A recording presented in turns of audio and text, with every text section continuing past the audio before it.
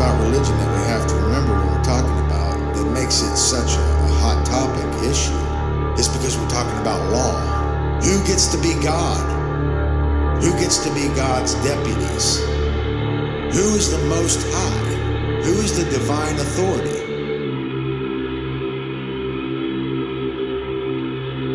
It's all about the claim to the Most High.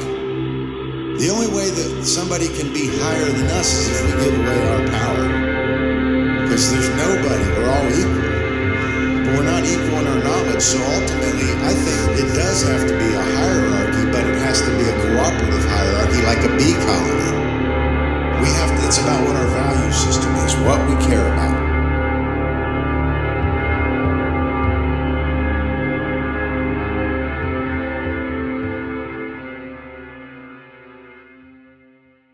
Hello, Universal Hive Mind. Today is February 21st, 2024. I'm your host, Nate Cap, and welcome to the 66 Cubbyhole podcast, where critical topics are unveiled, discussed, and tested. The website for today's show is cubbyhole.com. That's CUBBYWHOLE.com. And if you prefer to listen to the show on a different platform, you can also listen with Spotify, iHeartRadio, Amazon, TuneIn Radio, Pandora, Simplecast, YouTube, Odyssey, Minds, BitChute, and much more. If this is your first time listening to the show, welcome.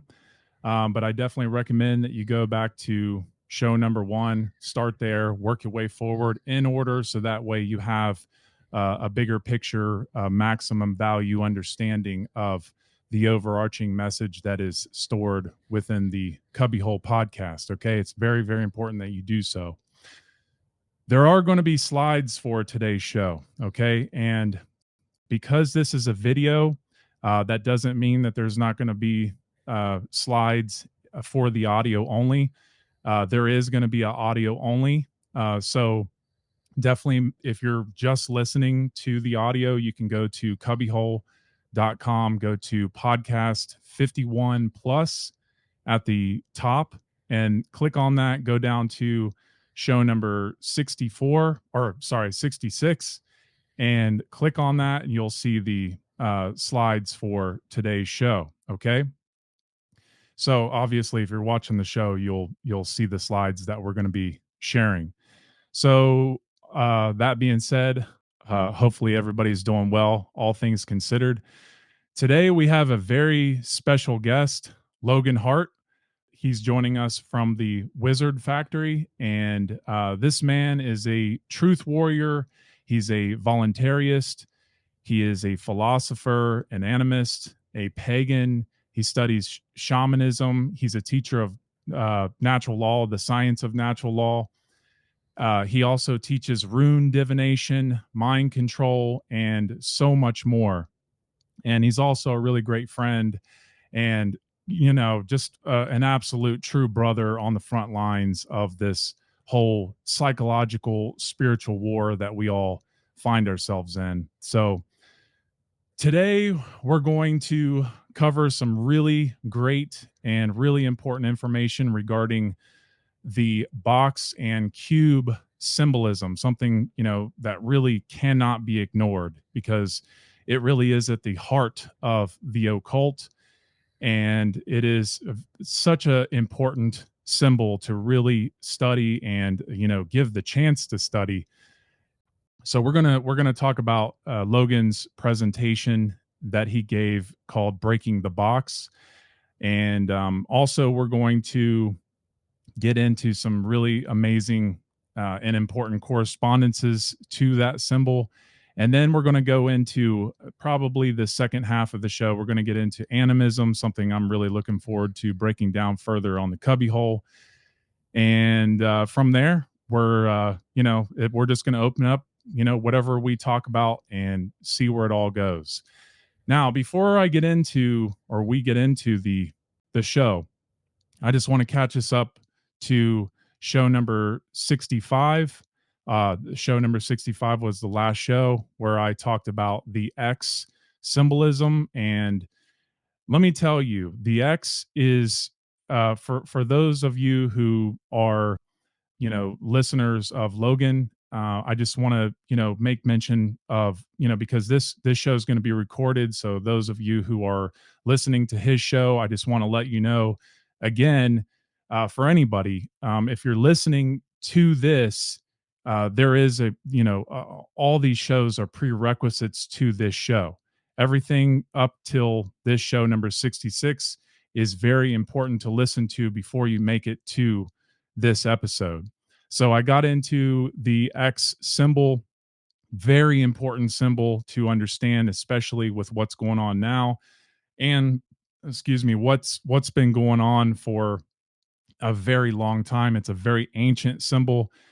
And also I got into time management, something that if you really understand that this year is the year 2024, time management is something that we really need to focus on to really understand the power of energizing a symbol that's being used against us, okay, that's being wielded against us, and that is the X symbol, okay. And then I got into the 24-inch gauge. I talked about and this is all dealing with the esoteric Masonic Master Mason degree.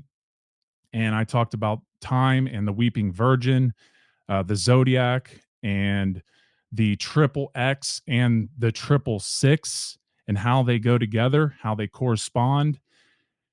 Very important information there. And also the spiritual currencies, time and attention, making time and paying attention to, really develop the self instead of getting caught up in the material currencies. And then I got into the epigomenal days, which is the 5 days out of time.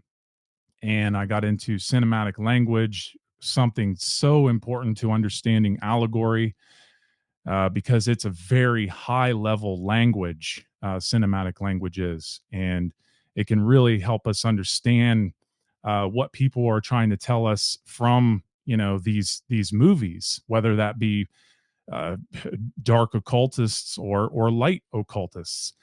Also, I got into subversive symbolism, the tomb, the womb, death, Osiris, Hiram Abiff, the tracing or trestle boards, and the ancient Egyptian mythos, dealing with the stellar, solar, and lunar hero cults, and this is all dealing with the internal journey of the hero's journey, okay, of the soul, and so much more information. Gematria, eschatology, dealing with final things, resurrection, the arc. That was one of the things that I got into on the last show that is very important to understand.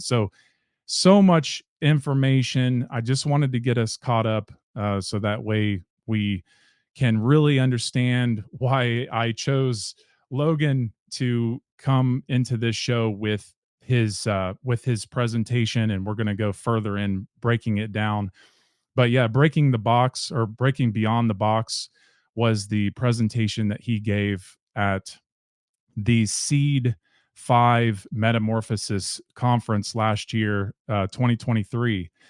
And it was really well done. I really appreciated it. And I'm just really looking forward to breaking this down a lot further and adding in some other important information that I think can really just add a lot more to that whole presentation. I'm just really excited to get into that. So that being said, welcome, Logan. I really appreciate you making the time to be on. It's a pleasure to be here, Nate. Thank you for the nice introduction, and I think it's going to be a really powerful and hopefully enlightening conversation that others find valuable. I'm certainly going to enjoy it. It's great to be here. Yeah, man.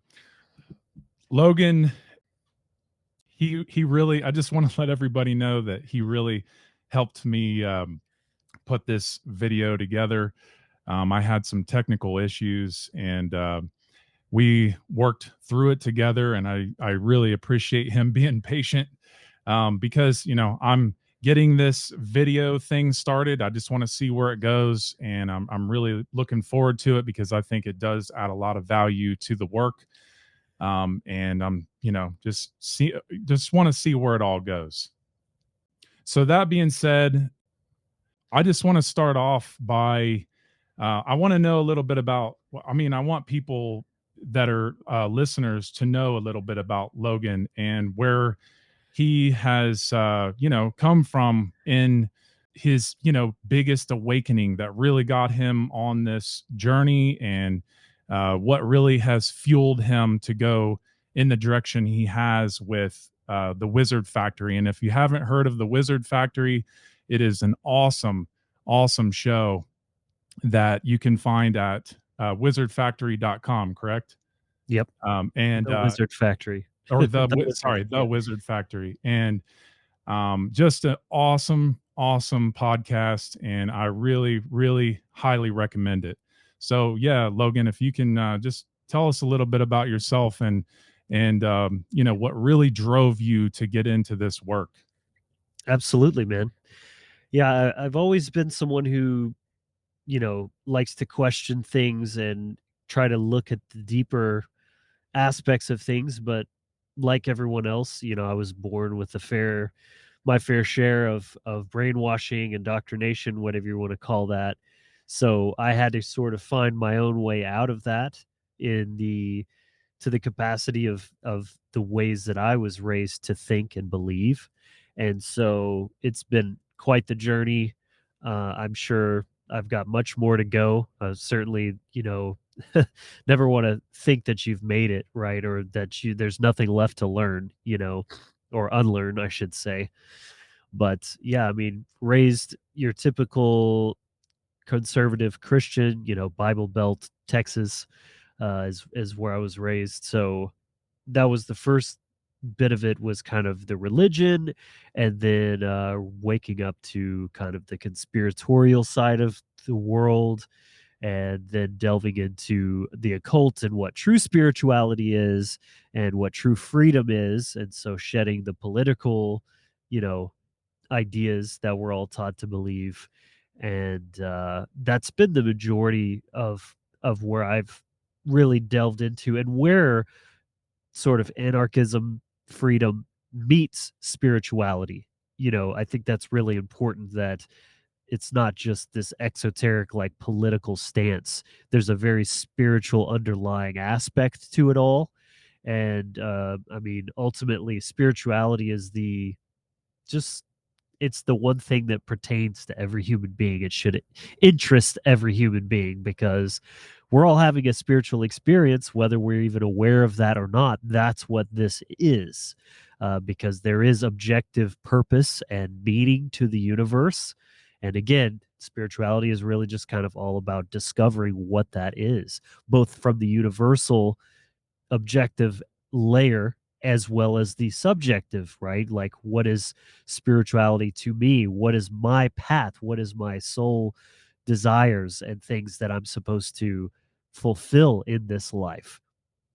So, yeah, I just would call myself a truth seeker, and just someone who wants to be very connected to this experience, which is kind of what we'll get into later with the animism mindset.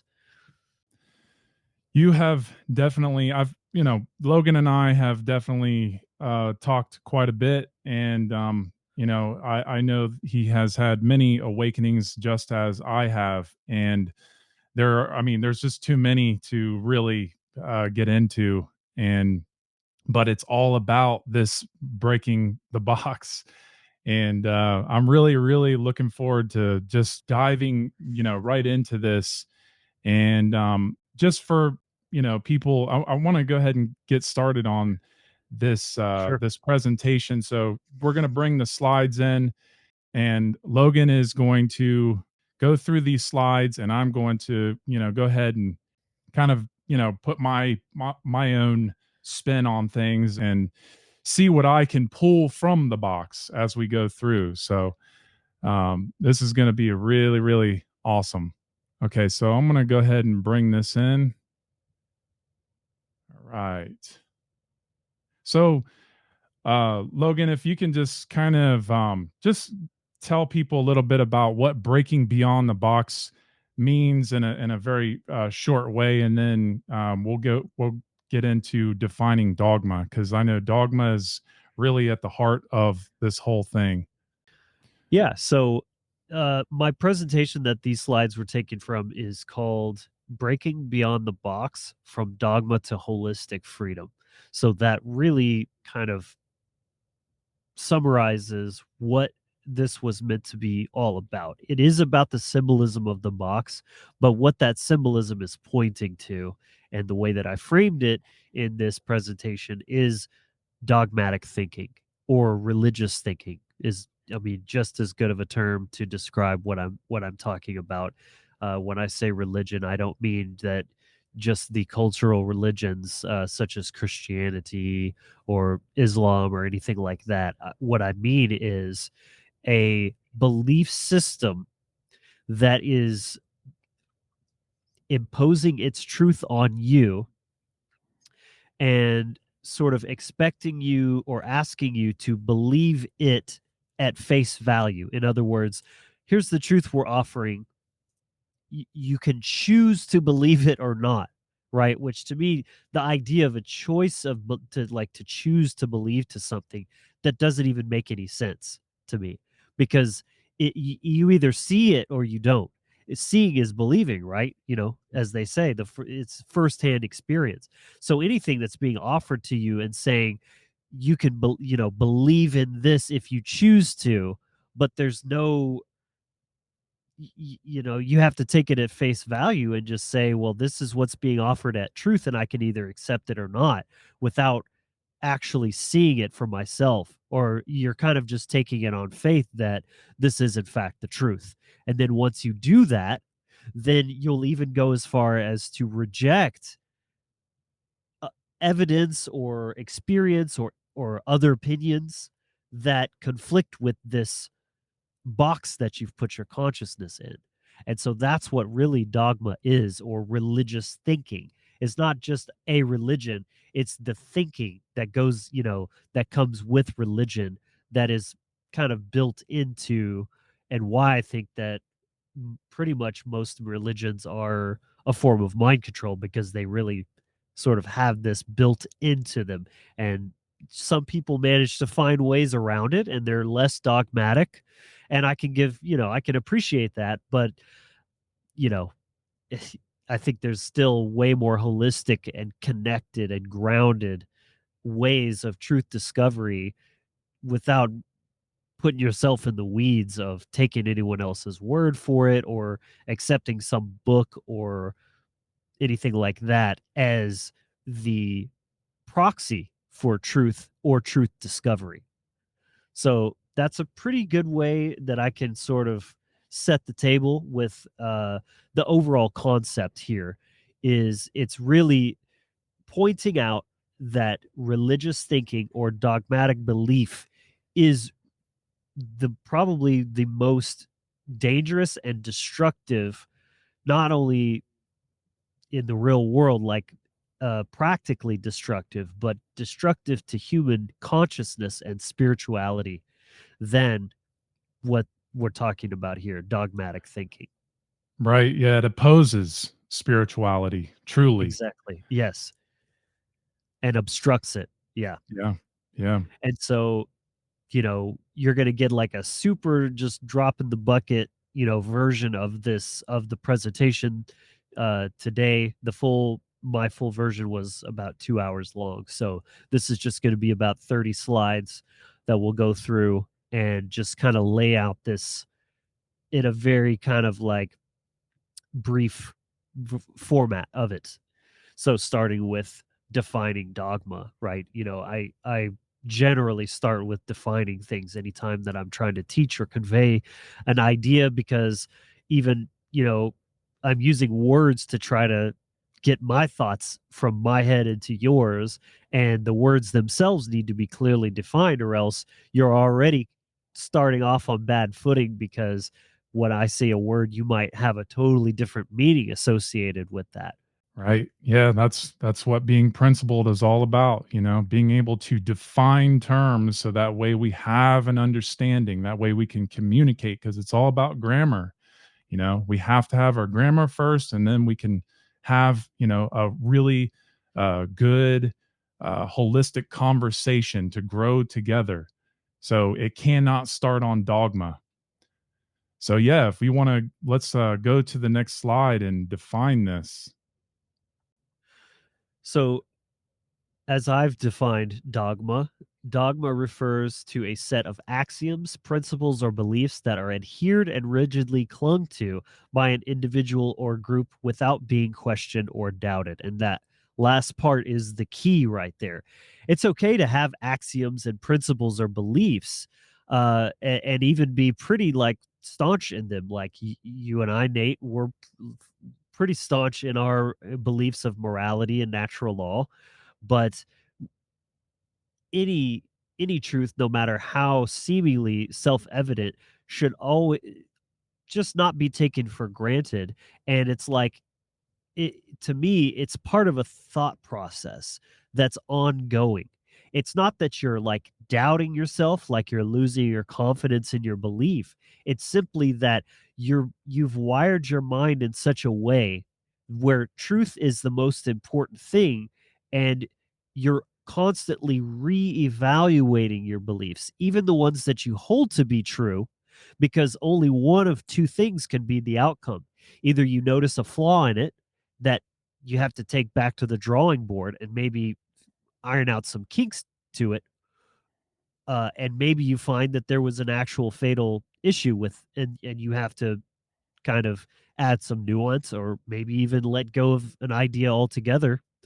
Or, you know, you work out those kinks, and then your belief is actually strengthened by that, because now you've deepened your own understanding of it.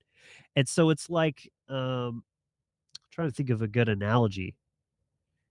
It's like, you're constantly, it's like if you built a house and you're always checking for cracks and like maybe some shifting foundations that you need to go back and reinforce some beams so that it's stronger, you know, and maybe you find a part that's like really badly built or built on faulty ground.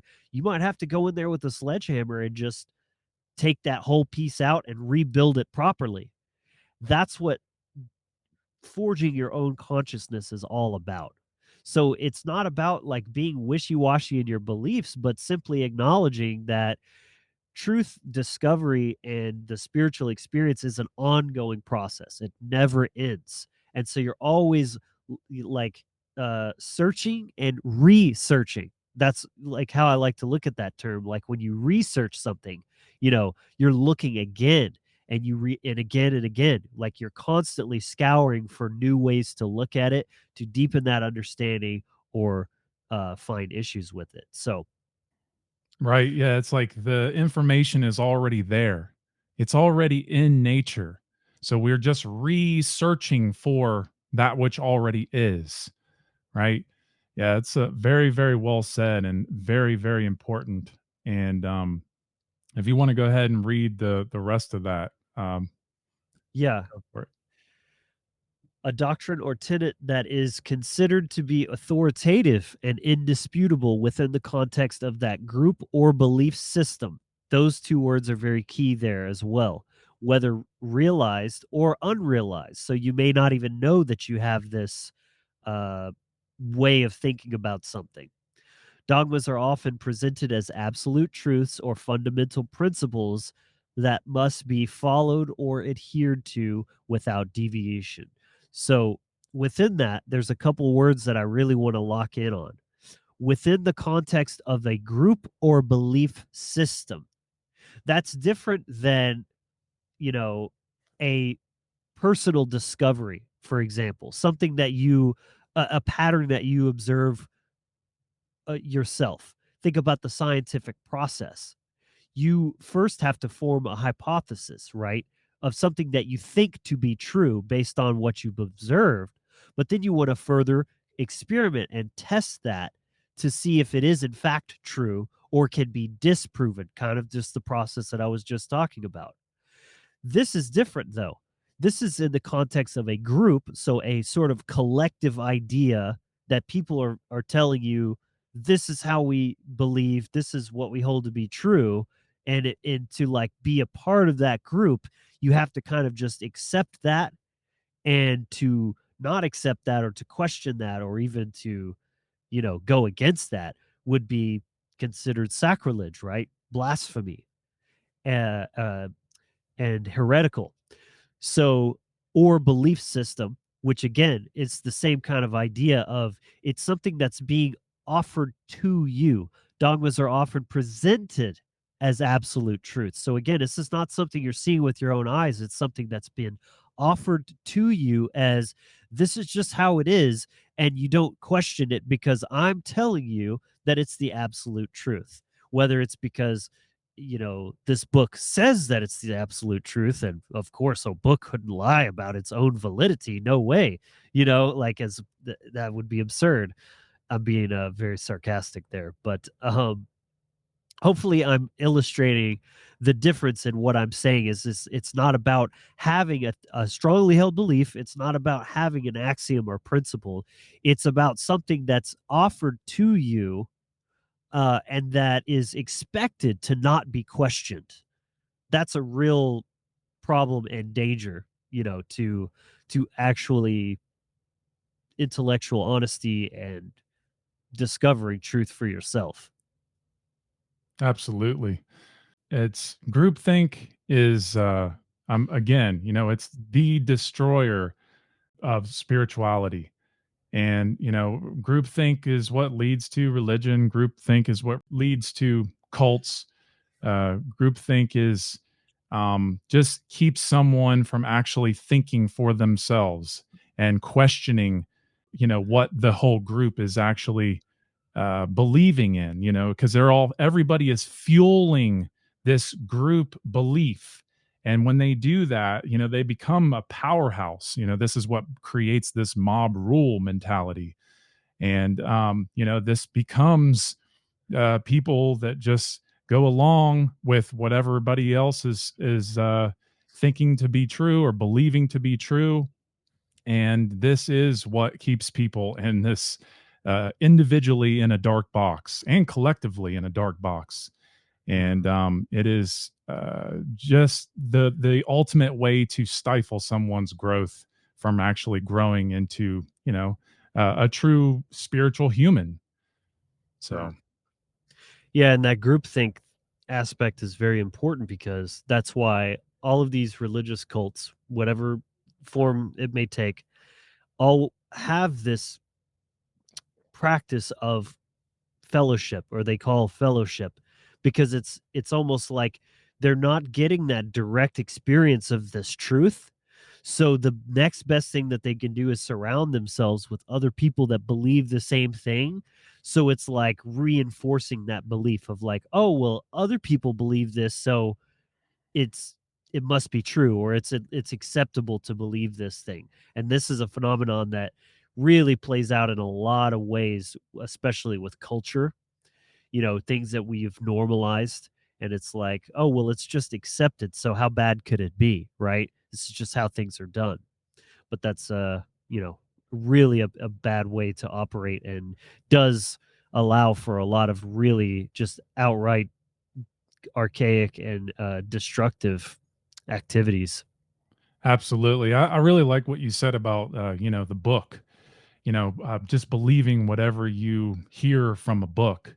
That's just like believing whatever you hear anywhere with any information.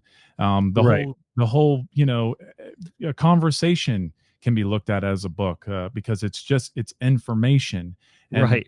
if the information is not taken in and going through some kind of filtration process, aka the trivium process of logic and reasoning, and really filtrating what makes sense and what doesn't make sense, then it's never going to be truly understood. And then when you go to talk with someone or write something, then it probably is just going to be a regurgitation of what you heard or what you read. And that can lead to, I mean, that really is a sign of ignorance, and it can lead to um, a lot of suffering as a result. And it does, as we can see in the whole world. So Absolutely. let's move on to the next. Yeah, there you go. Next slide. So, in many cases, dogmas are associated with religious, philosophical, or ideological beliefs. They can be established by religious institutions, political ideologies, cultural and societal norms, and even scientific communities. So, this particularly is pertaining to any sort of institution that is posturing itself to bestow upon the masses answers to the big questions in life, which is kind of what spirituality tends to come down to, right? Who are we? Why are we here? What is our purpose?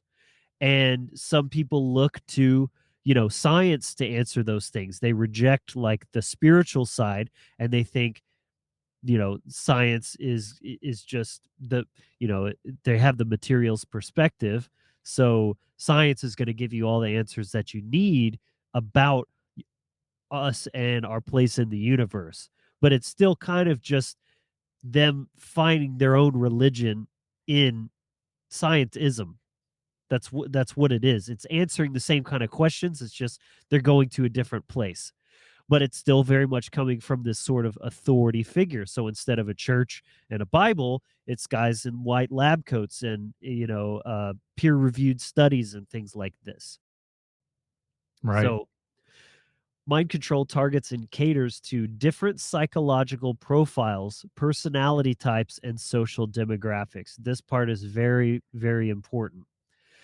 These programs then activate and exploit our social instincts and psychological traumas and aggregate those with certain beliefs or predispositions to those beliefs into collectivist mental frameworks. So, just like I was saying, like some people have a certain psychological profile and a disposition towards materialism and scientism. So, they're going to look to that place, and then the cult of science through all of the different outlets of that type of information is going to kind of collectivize those people and find other ways to manipulate and exploit them as well. Some people flock more to religion, some people flock more to politics, and this is why I have kind of coined the term the big three of mind control, because those three, religion, politics, and culture, are the biggest ways that people are manipulated in this way or put into boxes mentally on a mass scale. It's just so important to understand how these social engineers are actually, you know, putting people in boxes with, no problem at all. And culture, again, it means to cultivate. And, so they know how to put the information into your mind and cultivate that and grow that into, what they want to see fit in this world, or what they want your output to be. Yeah. And those demographics, like I said, they've basically got a perfectly tailored uh program to run for every type of person and whatever their triggers are and their own unique traumas and upbringings and all of the different things that sort of wire somebody's brain up. And then they've got all these perfect little levers that they can manipulate that person based on whatever sort of dogmatic system that they've latched onto and trauma bonded with, to kind of corroborate the projections that they have of that trauma onto themselves and onto their worldview. So that's really crucial when understanding, especially mind control.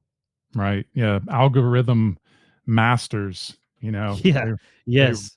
really understand the mind very well. And it's just, it's amazing how much, just when you really go down the road of mind control, it's just unreal how much someone can know about someone's mind just because they understand their own mind, and that's all they do is study the mind, and therefore they have all the weapons of the mind to manipulate anybody they want to who doesn't have that knowledge.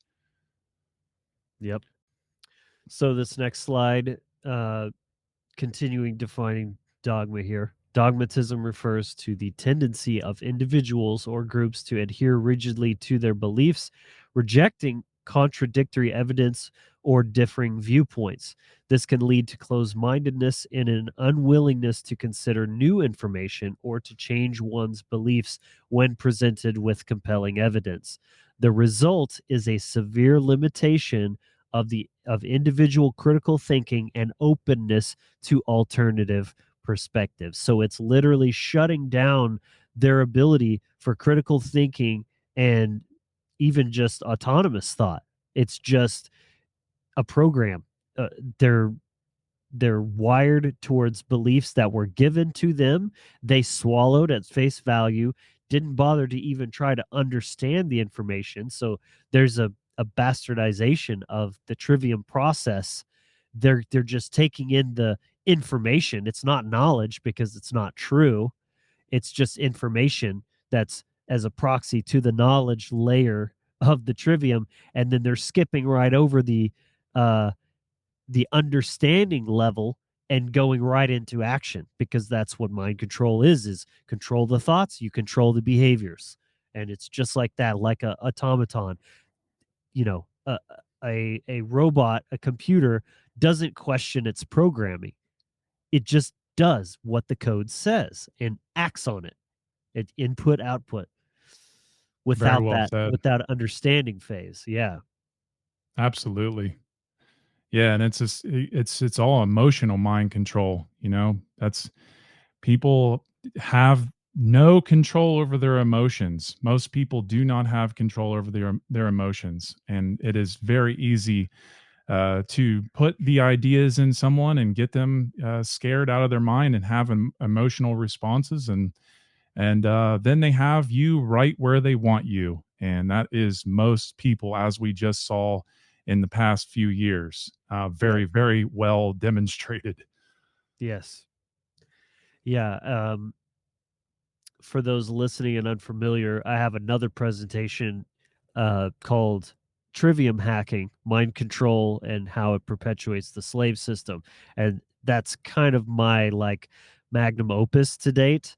And that goes into much greater detail on kind of what this one touches on, but it's like this box presentation took one kind of sliver of the trivium hacking and unpacked it a lot further. So this whole presentation is a microcosm. So it's like this show is a fractal of the full picture that I really laid out. So if you really want that master blueprint sort of bird's eye view to mind control, definitely do check out that presentation.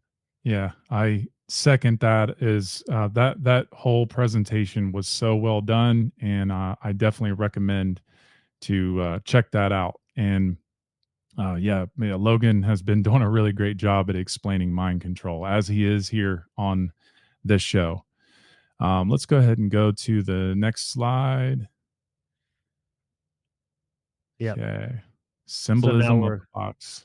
Yeah. So now we're going to get into what the symbolism of the box. So the imagery itself, but also what does it mean? What is it pointing to? Both from a sort of just a philosophical concept, as well as it's often used in mind control itself to be associated with certain of these concepts as well. So any variation of the box, you've got a square, which is a two-dimensional form. The cube is the three-dimensional, or the box, or a block, or a brick. You get the idea. These are all just kind of different names for the same shape, geometric shape. And what does this represent, from an esoteric perspective? Suppression, closed-mindedness, stagnation, materialism, conformity, confinement, separation, repression, rigidity, slavery, death, borders, boundaries, and order, which, even these things aren't necessarily bad in any way inherently. Nothing is really inherently bad in nature. Nature is completely neutral. When you're dealing with nature, it's all about balance, right? So if you, it's like, say you have a growth of weeds in your garden, well, you might want to suppress that, right? Suppression is not a negative force. It's only when it's applied to your consciousness does it become a weapon of mind control, right? To cause you to conform to a belief system, right? These sort of things. None of these things on this list is inherently a bad thing. So keep that in mind with the general symbolism of the box in itself. The box is not evil. That's a very Abrahamic sort of black and white way of thinking. Ironically, it's a very box-minded way of looking at it. So what better way to depict this concept than with the concept itself? Yeah, I really, really like this slide, and I like the representations that you applied here. And I do like the fact that you said, yeah, don't take these as, necessarily evil or good. It just is. And Right. I mean, slavery definitely is not a good thing. Um, but it is inevitable that this happens when people stay ignorant, and ignorance builds the slavery. And where does ignorance come from? It comes from staying in the box, right? So that's where it leads to. And I just wanted to also add that anybody who has been following along with my work in the last few shows, one of the things I get into is, the tomb or the womb, and we're going to get into some of that stuff as we go. But the thinking of the box as a womb in the universe is one of the most beautiful things that anybody could ever truly understand, because when you understand that the cube is a place, a starting place, okay, it's a place where it's like thinking back to square one, right? um I think Stepping stones. yeah, stepping stones, right? Where do you begin from, right? And that the reason, one of the most beautiful things about the cube is that it, or the box, is it, as a symbol, it unfolds. It begins to unfold. This is what the idea behind the unfolding of the occult means symbolically. So to begin, begin your journey, you start out in a box. You start out in your womb, in your mother, right? And this is when you think of alchemy, especially alchemy tied with esoteric Freemasonry, something I talked also about, which is the broached thurnal symbol. This is a cube with a pyramid on top. Essentially, you start out in a cube, and you're trying to understand this whole cube. You're trying to make sense of what this thing is, this thing called life, this womb, this darkness. It is all about going into the darkness and really starting to learn, doing your shadow work. That is part of this black cube. And I might be getting ahead of myself, because I know there's a lot of stuff later that you're going to talk about, but I just want to make mention of that, because there's other things to add on to the representations, because the cube, it goes on and on and on. It is a constant unfoldment. And one of the other things, you think about Saturn. Saturn is considered the planet farthest out from the sun in the solar system, right? Because it's the planet that we can see with the naked eye. It's the furthest planet out, and it's always been associated with Kronos, something else I got into. But to as a starting point, right? As a starting point, we start there. When you understand the Vedic chakra systems, the 7 chakras, the energy centers that are aligned to these planets. Well, the root is aligned with Saturn, and the root is, consciously where you start in life. And it's dealing with the sex organs, where you were originally, generated or manifested into this reality. And therefore it's where we begin. It is the womb. And so as we grow out of that box, we start to understand what it is. We understand the dark side of it, and we understand the light side of it. And it's a very beautiful representation of the beginnings of our life.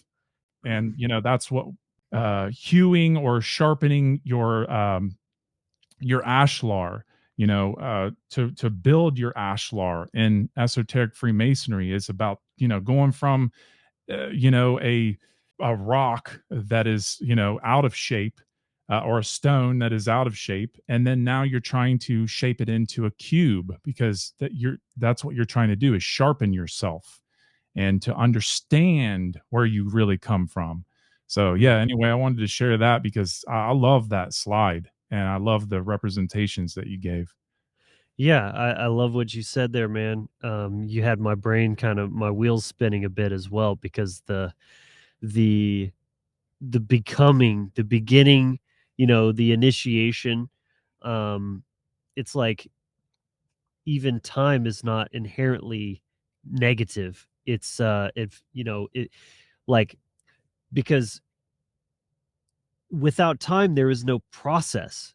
We're in the process of spiritual becoming, and you have to do things in order, right? There's that word, order. Or should I even say chronos logical order, doing things in chronological order. First things first, you have to learn your ABCs and go through the elementary, school, basically.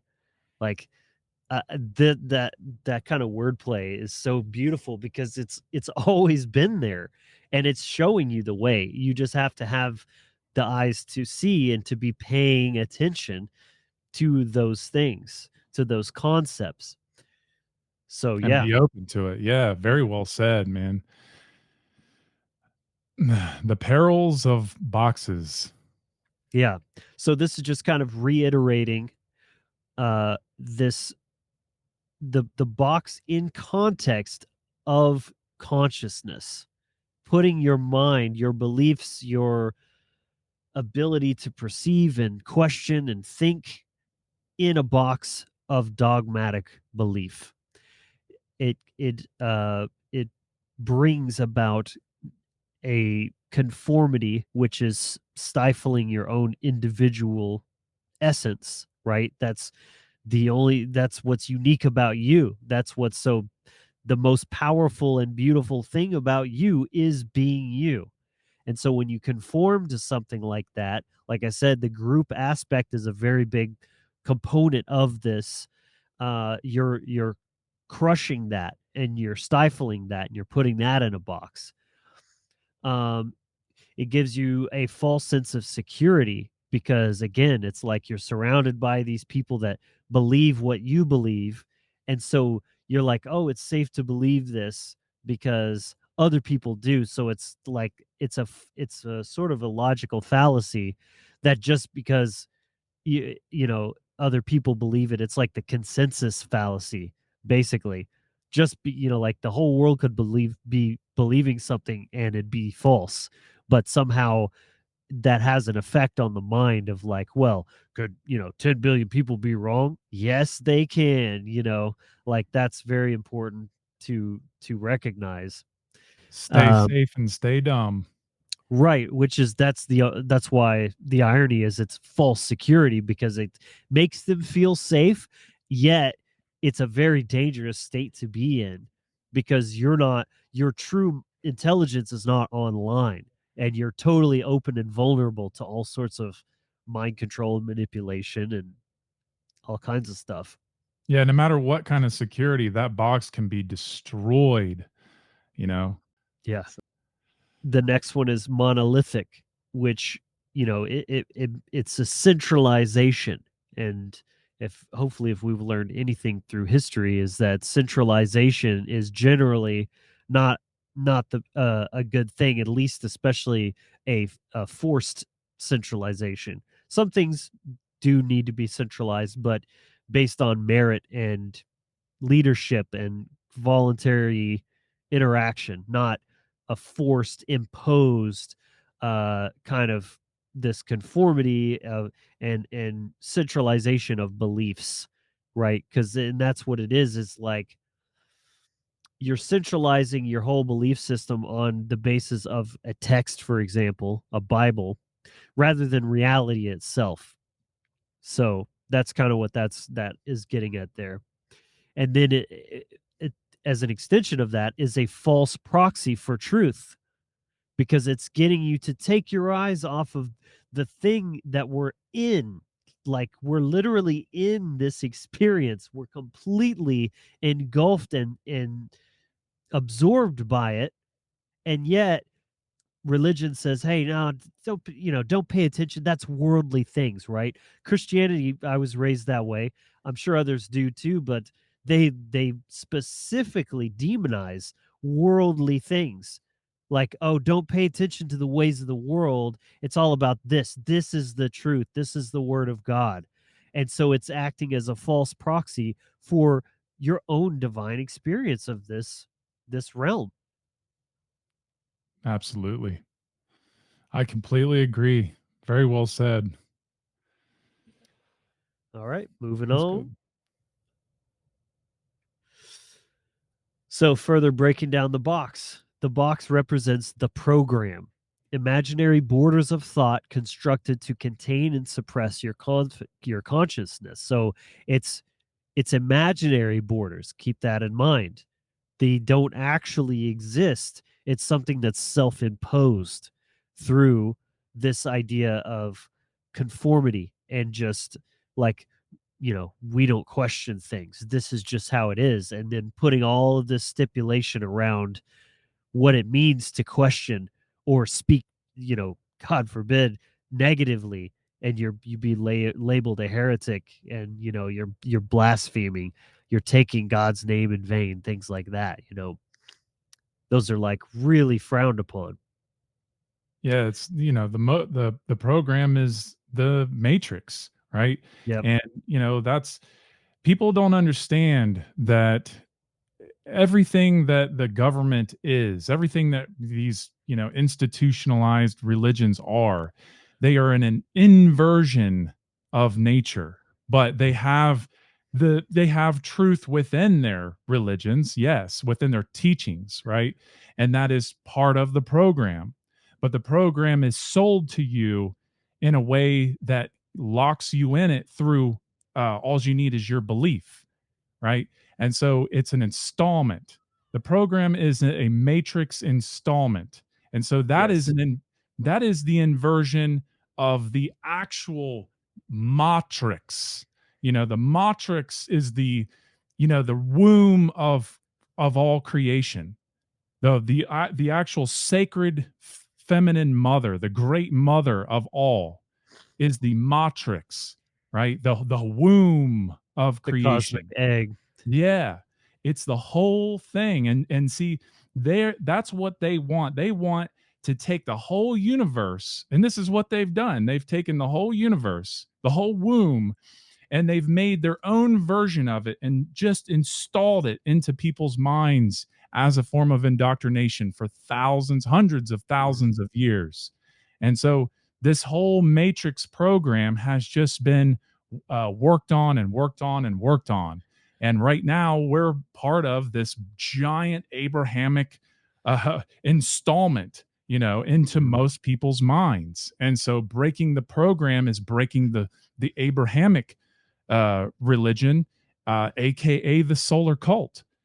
This is something we talk about on this show, and this box is the program. It's like they just open your open your box and then put their box in, and then you have to break free of their box and then break free out of the other box, the actual the natural box. It's not really breaking out of that one, but it's about, you know, learning into it. Yeah, yeah, you could say that, breaking into your own box of nature.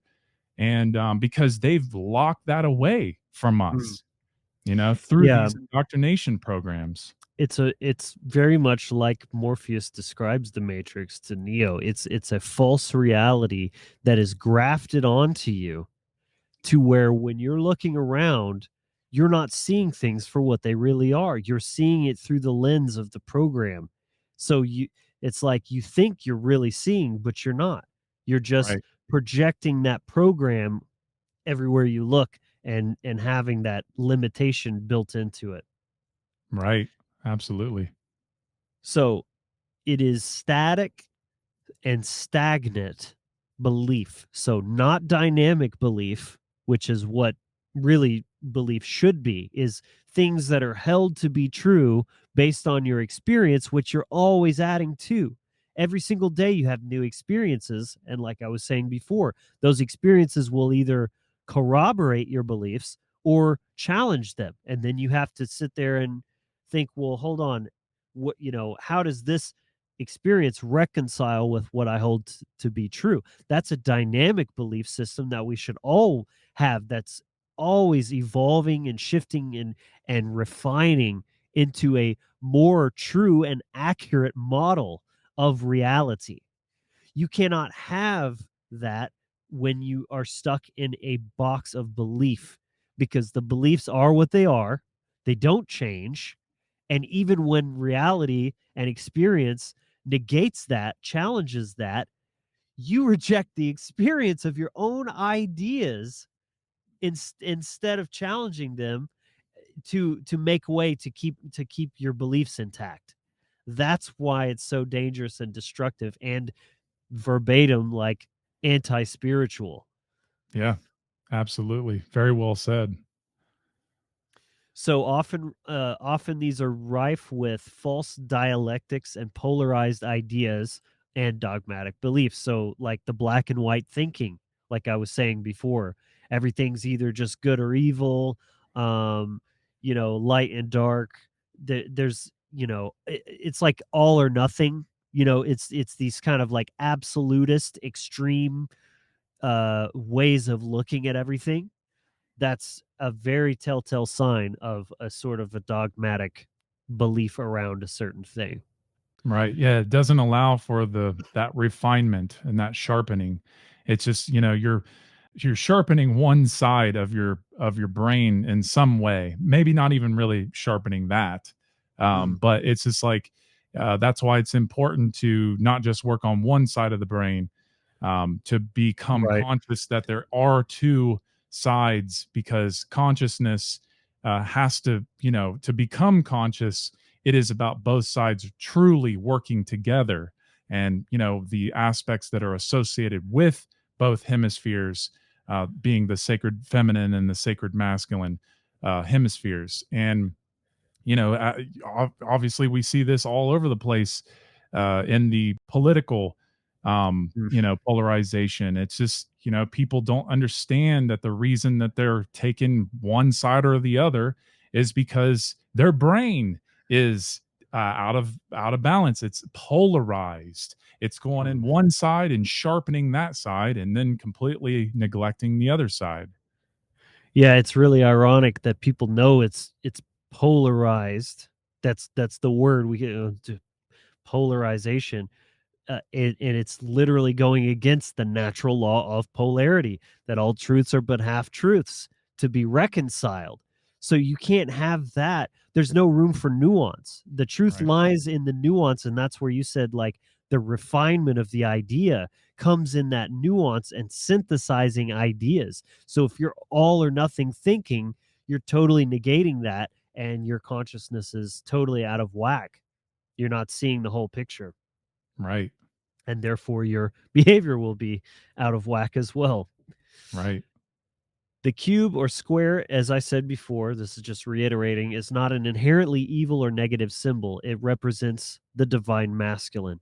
It must be balanced with the feminine, or it will become a cage. Just as the feminine can be a form of imbalance and become its own form of limitation and dysfunction. But this is specifically focusing on the cube aspect here. Right. So it more aspects of what it represents is a symbol of suppression, imprisonment of the soul, stagnation, and lack of progress. Because again, a law of rhythm, everything is moving. Law of vibration, everything is moving. Everything is constantly in flux. And so if you have something that's rigid and static, you're fighting nature. You're in that, and stagnation leads to disease. Just think about the body, right? If you're sedentary lifestyle, or you have like, something like stuck, like your blood flow is cut off or something, like everything needs to stay moving. And as soon as it gets cut off, it starts to just wither and die and get, fester. Right. No growth. That's right. Because you're cutting off from the flow of life force energy. Yeah, absolutely. The life force energy is always moving. So anything that's static, that's because there's some sort of severance of that flow. And as soon as it gets cut off, it's just going to start withering and dying away. It's not animated anymore. Right. Sacrifice of individuality, isolation and separation, because as I said, it's the kind of the masculine and feminine aspects. Feminine is all about connection, community, oneness, wholeness, unity. And so the masculine aspect, to an extreme degree, is that cutting off from the whole. It's, hyper individuality, but not, I don't know. It's kind of two sides of the same. You're sacrificing your individuality as far as your authentic soul expression, but you're also kind of cutting yourself off from the connection when it comes to reality and nature and truth and all this. Like, you're isolating yourself off from that, if that makes sense. And the repression of intuition, because again, the intuition is a feminine quality. And so if you're stuck in the box, you're in the left brain, you're just all like linear, like just the code, like I said earlier, doing its thing. There's none of that, the feminine aspect of intelligence being incorporated into the overall conscious process. Very well said, man. I'm loving just listening to you break these down, further, because I know you did in your presentation, but I can tell, there's a lot more to it. Yeah. So here we have some sort of phrases that you'll know and probably have said countless times throughout your life, but these are all kind of aspects that are reiterating the usage of the cube or the box or the block or any of these ideas that are kind of illustrating this, all of the attributes that I've described about it. So, when someone says to think outside the box, that means kind of break the programming, break that linear, oh, well, this is just what we've always done. Thinking outside the box means kind of trying something different, right? A fresh idea. Well, you're not having fresh ideas if you're stuck in dogma. You're thinking what you're told to think. Yeah, go beyond the program and, even break the rules just so you can understand, if the rules are correct in nature, or they're just some kind of, program that you're operating under. Right. You might think they're rules, but they're just assumptions that are kind of keeping you stuck. And by thinking outside the box, you're recognizing that they were just self-imposed limitations. That's a really good way of looking at it, because it's really illustrating it's all self-imposed. We do it to ourselves by stifling our own consciousness in this way. don't be a square. Now, kids these days don't really say this anymore. This is kind of an older term, but it used to mean basically, don't be lame, right? Right. If you're a square, you're lame. You follow all the rules. You're no fun. You don't like to, kind of let loose and party and this kind of thing, right? Yeah. Be there or be square. Yeah.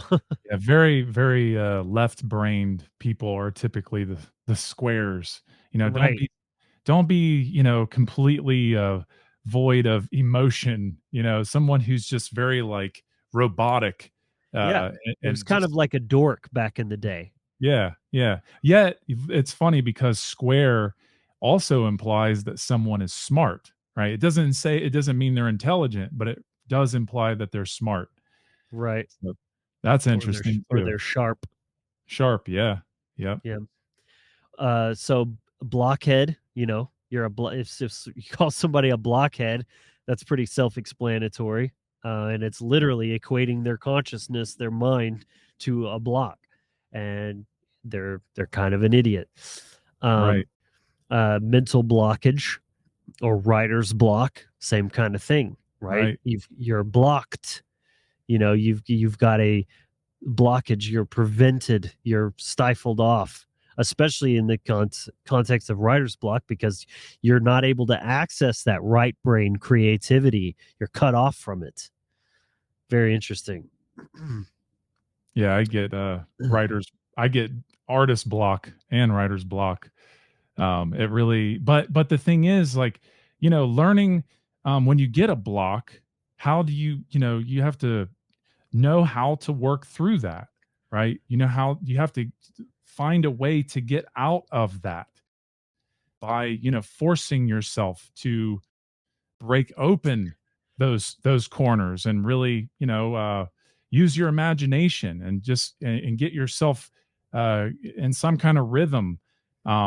That's what a lot of people don't know how to do, and that kind of is the same principle as when you're getting any type of block. That could be the block of what the government has programmed into your mind, and you don't know how to get past that. It's because you're not using your imagination, you're not using any of your real strength of your brain to go beyond that, to really see how to get past these blocks. So Yeah, love that. So then you have, like, if they're square, then you could say, two people are competing and they're squared up, then they're very even or tied, right, in match, or like you want it fair and square. You're on the square. It's even. It's fair. right, it's Um, correct. yeah. And Masonically, that means correct. Right. Right. Yeah, Ordered. yeah, Right. yeah. By the rules. The ruler is the square. Right, that's right. um, Cornered and boxed in are two other kind of, again, you're trapped. You're boxed in. You're stuck in the corner, and that's where you're kind of in fight or flight in the left brain. Right. Stumbling block, is another, like you getting tripped up. You're not in flow. You stumbled. I get that a lot. Yeah. That's what makes me learn, though. I stumble, and after getting hit with a block, and I get back up and I keep pushing through.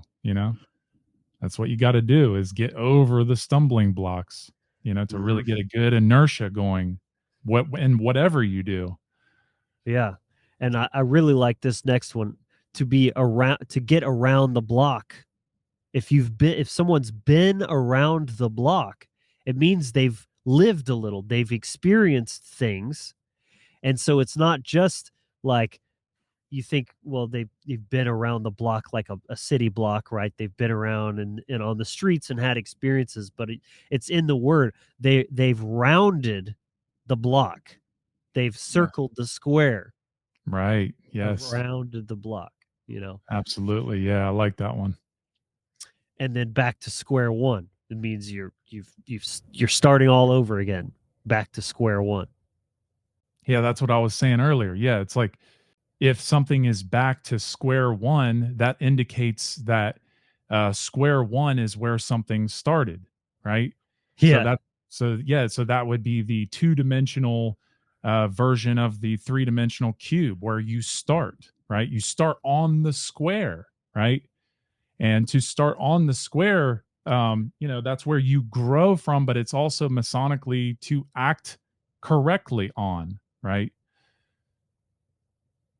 So Right. yeah, to start is that's a big one, start at square one.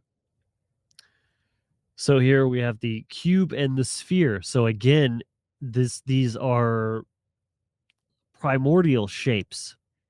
They're very fundamental, the building blocks of reality. Um, when you think of, like, there's three primary colors, right? Well, there's three primary shapes geometrically as well. You have the square, the circle, and the triangle. Well, you have the square and the circle, or the cube and the sphere. This is the masculine and feminine that you start with.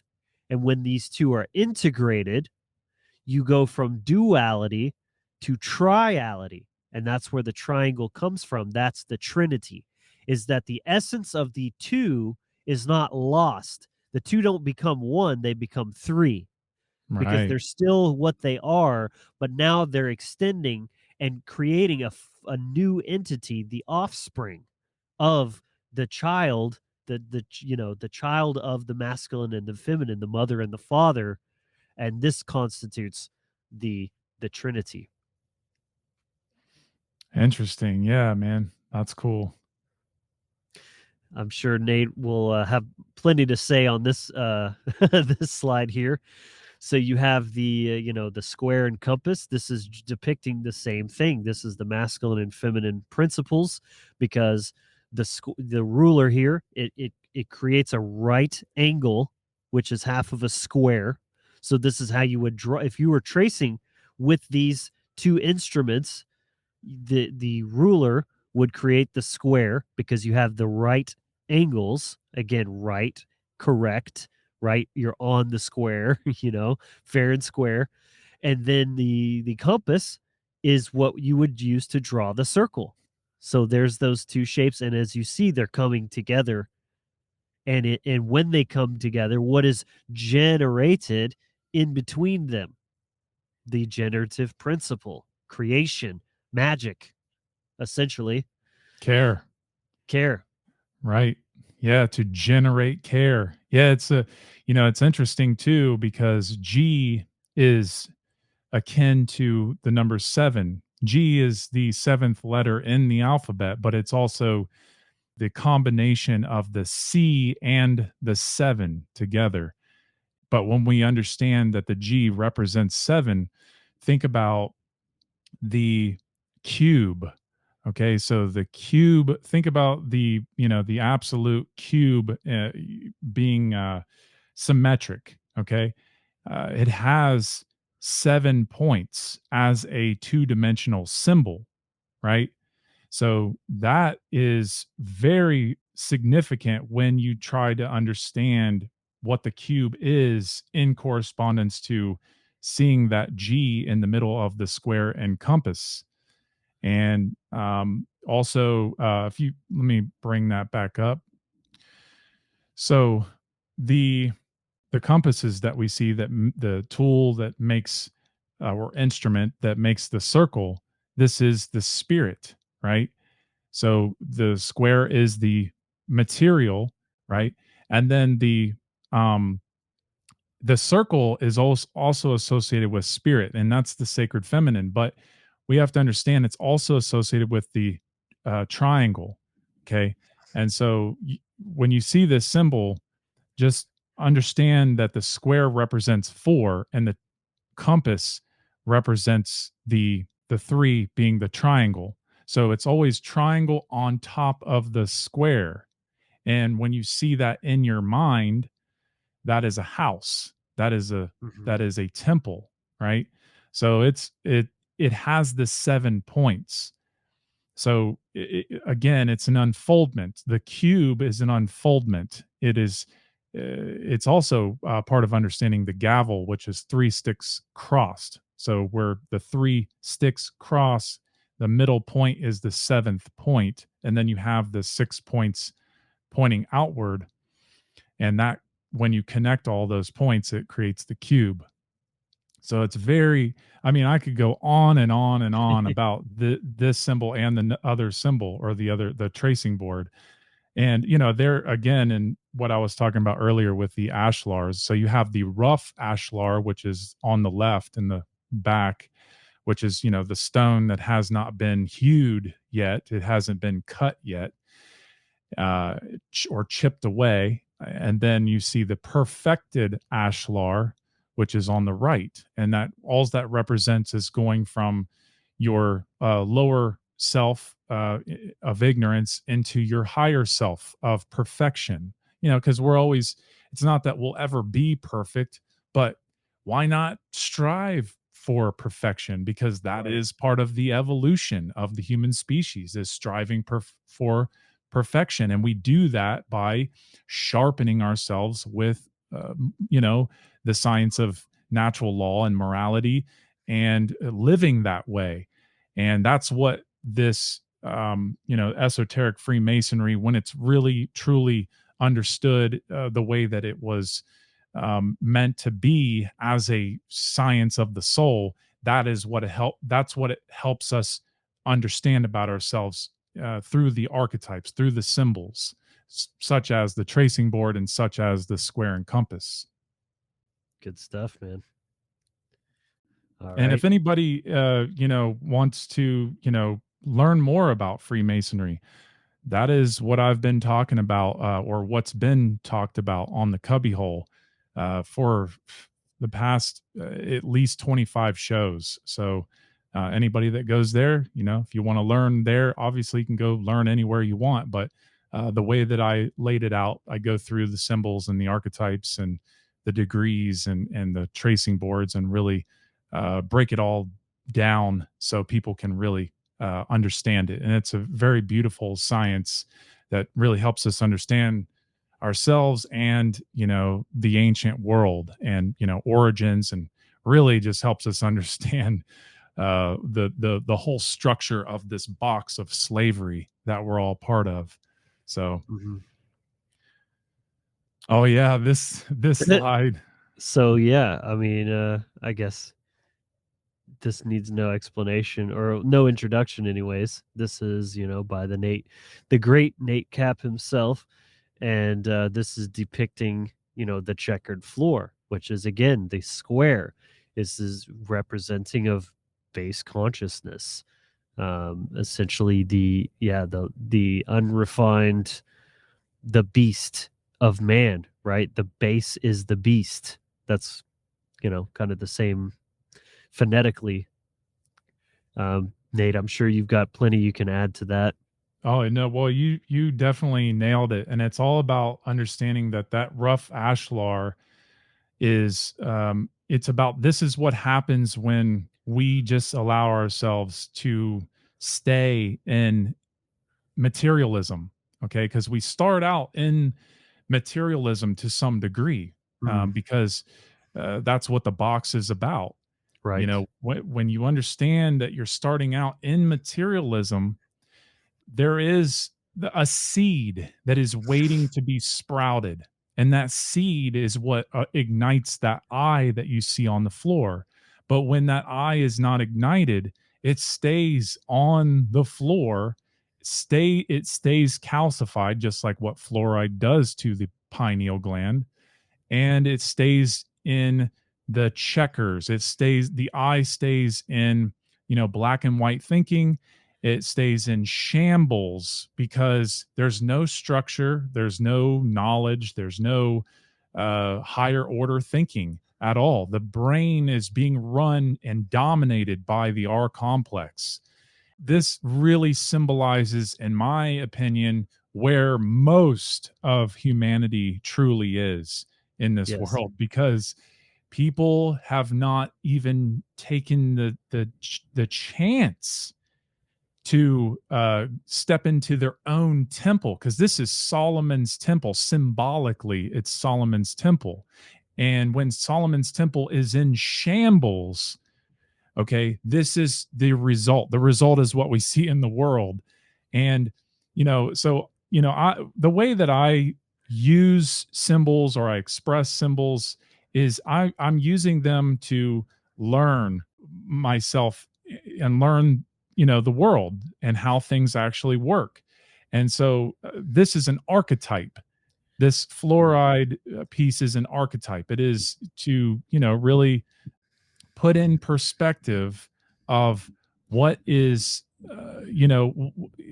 obviously the other one that you just saw, the other tracing board, that is to help you understand yourself. But this is a representation of the last tracing board in a way that this is like hell. This is the hellish version of Solomon's temple. And this is a tracing board, but it's tracing out the actual collective consciousness from my perspective. Very well said. And yeah, I mean, that's the beauty of symbols, is they are in their natural form a tool of shaping and evolving consciousness. It's funny because people think, symbolism is all about mind control and, occult programming in movies and this and that. And like, it is being used in those ways, but all the dark occult ever is a inversion and a weaponization of nature. It's in it, turning it on its head. So Yeah, it's important for us as students of truth and natural law to utilize symbolism. It is the language of the universe, and it's indispensable in the spiritual process. absolutely. Yeah, I mean, we have to, see the key on the floor. We have to be able to pick, don't allow that to go on the floor to begin with, but we have to pick that up, and we have to unlock our heart. And for us to actually ignite that eye, to find that key represents care. And if care is on the floor, there's really not much more that we can really do. But I'm not trying to sound like, it's all hopeless. But what I am saying is that, we have to find that aspect of ourselves to really pick ourselves back up off the floor, okay, and allow ourselves to be pulled up by the spirit, and but not too high. Just try to find balance between, let the material hand hold the spiritual hand in balance, in unity. But sometimes you gotta rise up quick to really get things done and get things in motion. So, there's a lot to this tracing board, but I think that really states it best. Yeah. I mean, we could spend hours just on that. There's definitely more I could say, but I think we can just move along here. Yeah. So, perfect segue into what I was just saying, where, how these things are weaponized. Again, the square isn't negative. It's material, which is where we live. We are flesh and blood beings. There's nothing lower or bad about the material world. It's just part of the whole. It's when you get stuck in that and are negating, especially the spiritual aspect of things, that's where it becomes problematic. So what better depiction of spitting in the face of nature and truth than order following, thugs that are the ones that are actively manifesting slavery in the world.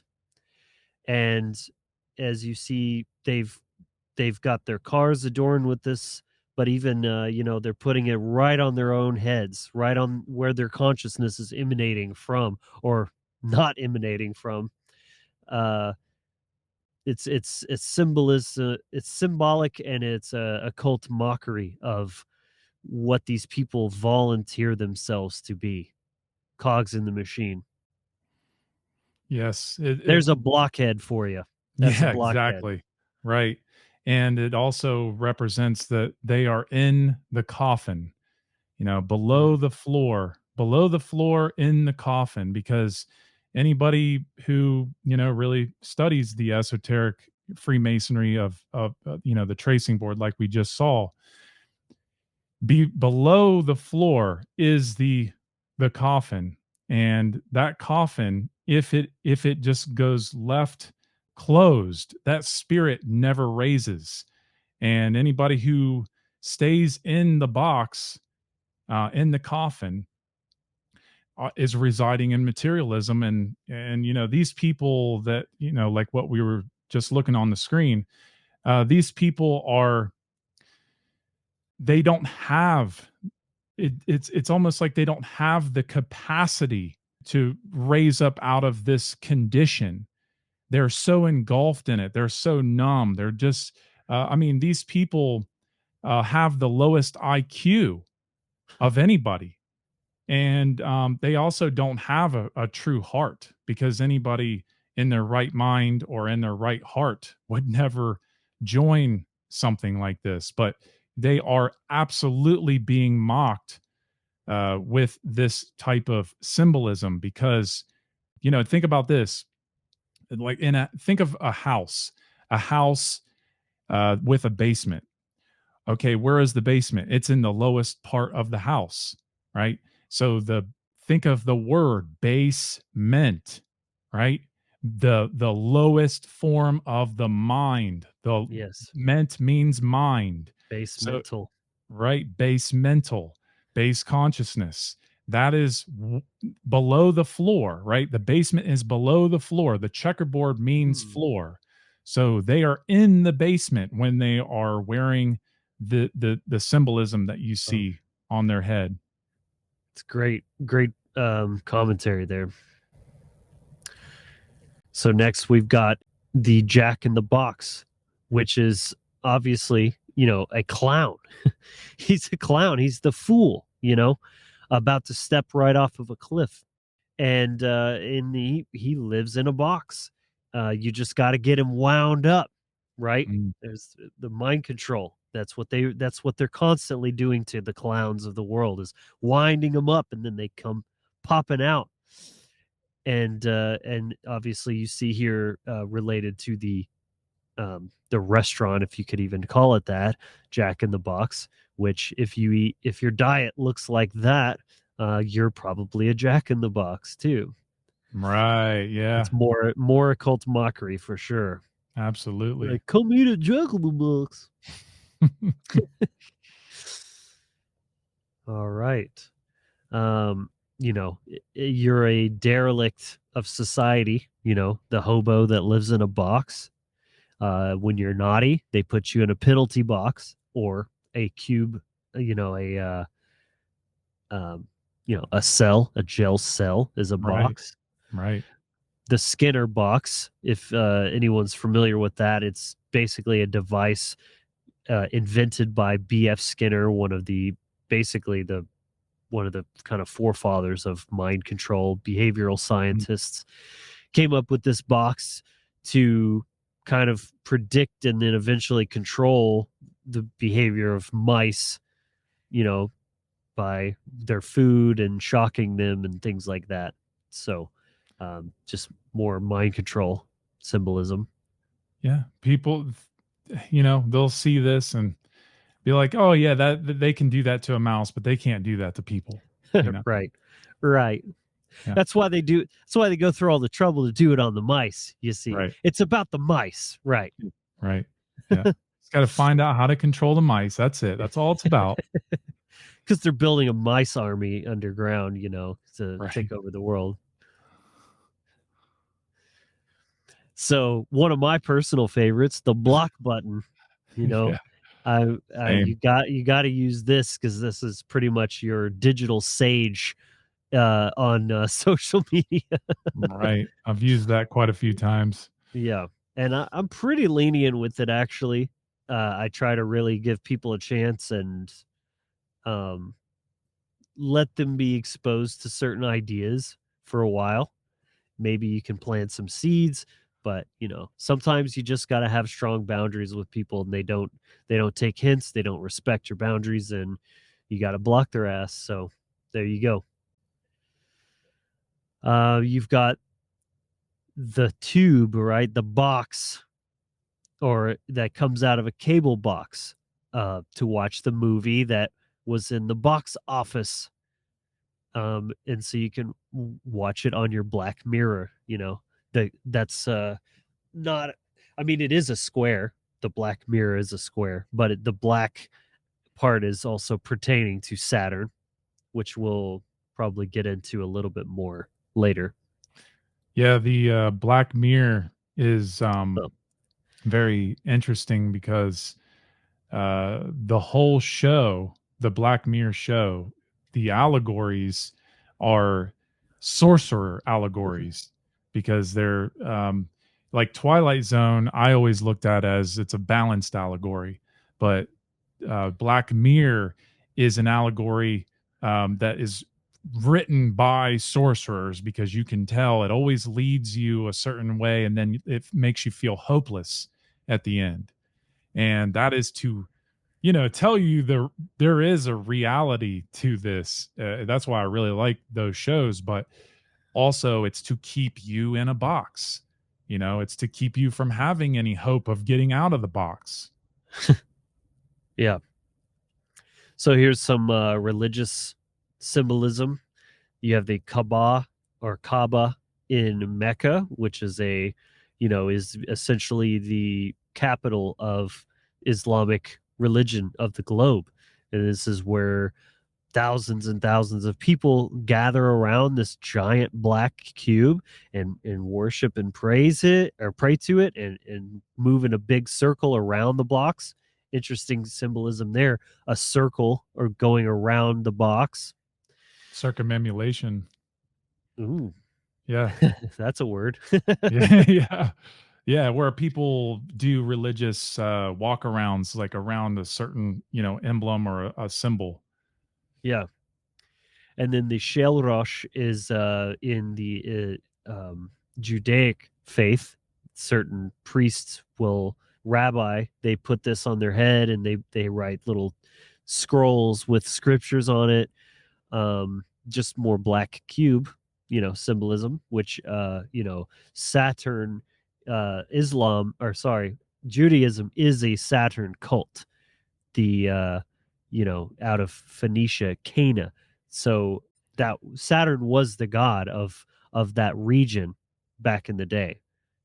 The Phoenician Canaanite gods were Saturn worshippers. Think about this. Kabbalah, right, is the Jewish tradition, Right. associated with it's an esoteric tradition. Kabbalah. Yeah, Kabbalah. That's right, man. It's like it's all connected. And it's interesting too because they're using that word ka, and ka means, spirit or soul. And we can get into that later, but it's Yeah. just very interesting because you can see how, they're using the nature of, outside of the religions. They're using that within the, tied into the religions, and so there's a lot that you can learn from these religions that actually has something valuable. Because think about this: in Islam, Kaaba, the cube is the great mother. So they're think about this too. It's a feminine religion, right? Yes. They the way that Surrender. right. Islam means to surrender, right? And Mecca means the mother city, right? But the cube, it actually used to be a white cube, a very long time ago, but then they changed it to black. But the point is to understand that there is something very spiritual about this symbolically, but the way that people act it out is through belief systems, something they don't even question. They're going through the motions, not even questioning these things at all. And but when you understand it esoterically, or through the occult, it's like, oh wow, it's actually something really amazing. But you have to understand how to differentiate between the religious dogma versus the esoteric occult understandings or spiritual understandings. Right. Yeah, it's the unconsciousness of it is what makes it a dark, it's a magical ritual for basically energy siphoning and things like that. Also, we were talking about the names, and to take it back to the Phoenician Canaanite god was El, and the Jewish word for God is Elohim. And so that's why the elders were the ones that could speak with God. They were the elites, and to get closer to God, you must be elevated. Right? There's just a few little name drops for you, but there's some really good ones. Yeah, the E names, the capital E names. Yeah, yes, man. They're elected. Right. That's the truth. All right. So a fun little slide real quick just to touch on, the shape of the earth. There's a huge debate about this, and to a very detrimental effect within the realm of the community, for lack of a better word, of truthers and freedom oriented people. The earth figure, the archetype, is the mother earth, is Father Sky and Mother Earth. And so to make a flat earth is like the height of disrespect to that sacred essence, in my opinion. And I think that's very deliberately done. It's another form of the cremation of care, or the destruction of the sacred feminine, essentially. Absolutely. Flattening the roundness, or the flatten the curve. Right. Flatten the curve. Yeah. The whole thing. Right. It's weird when you think about that. It's almost like it in that of itself was like an incantation or a spell. 2 weeks to flatten the curve. What curve are we flattening here? You know what I mean? Because it's hijack. That whole thing was about hijacking care, right? It was a destructive act on a global scale, but even though it was the destruction of care, it was done through a dark care, because it was this false virtue signaling thing. You know what I was getting at here? I mean, it's kind of hard to articulate, but what you the said kind of about stuff they do. Yeah, absolutely. With flattening the curve can mean multiple things, but it's interesting that it was at kind of the pinnacle of the whole flat Earth psyop. It's just because it really put everybody into a certain category that I'm not going to get into, but to get people to seem crazy, right? And because you can use it, they have definitely used it very, very methodically, politically. It's politically charged to put you, the crazy people, anybody who questions reality, into a certain political side. And that's what they did very well. And so many people, bid onto it because they're not developed. They have not allowed themselves to develop that sacred feminine. So it's like, they have, and I'm not trying to, there's so many things I want to say right now, but I'm biting my tongue because it's just this whole thing has just been such a waste of time, and but we do have to talk about it, because unfortunately these, when you think of the people who have bought into this flat earth thing, they are at least at some level questioning reality. And so, I don't want to, put them down for that.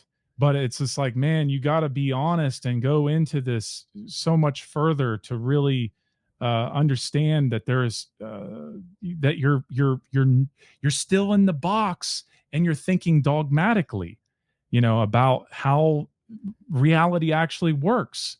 And it's just when you see how much this has been debunked, and you go through it, because I had to go through this whole process to really understand this psyop.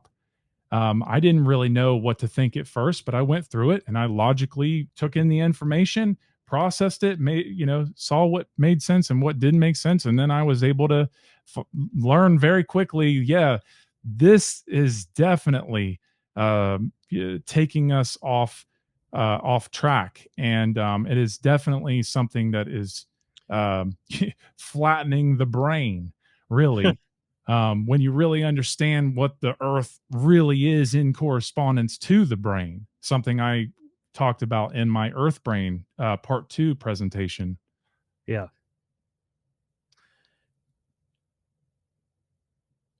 All right. So here we have the octagon and the tesseract, which are two depictions of the same shape, really, the hypercube. They're two different ways of depicting it depending on perspective that you use, but essentially it's I believe a five-dimensional cube, right? It's how so you can't draw that because it's like our brains can't even see that. There's no way to draw it, so they kind of have to depict it in these ways. But it's like a whole layer beyond just the cube. It's like the cube within the cube, but it's also constantly folding in on itself. So when you see it, if you can find an animated version, you can see it's like constantly folding in on itself. So it's like being trapped within a trap within a trap. It's like the ultimate symbol of just complete lockdown of your consciousness. You want to add anything to that? Just pure ignorance that eats itself.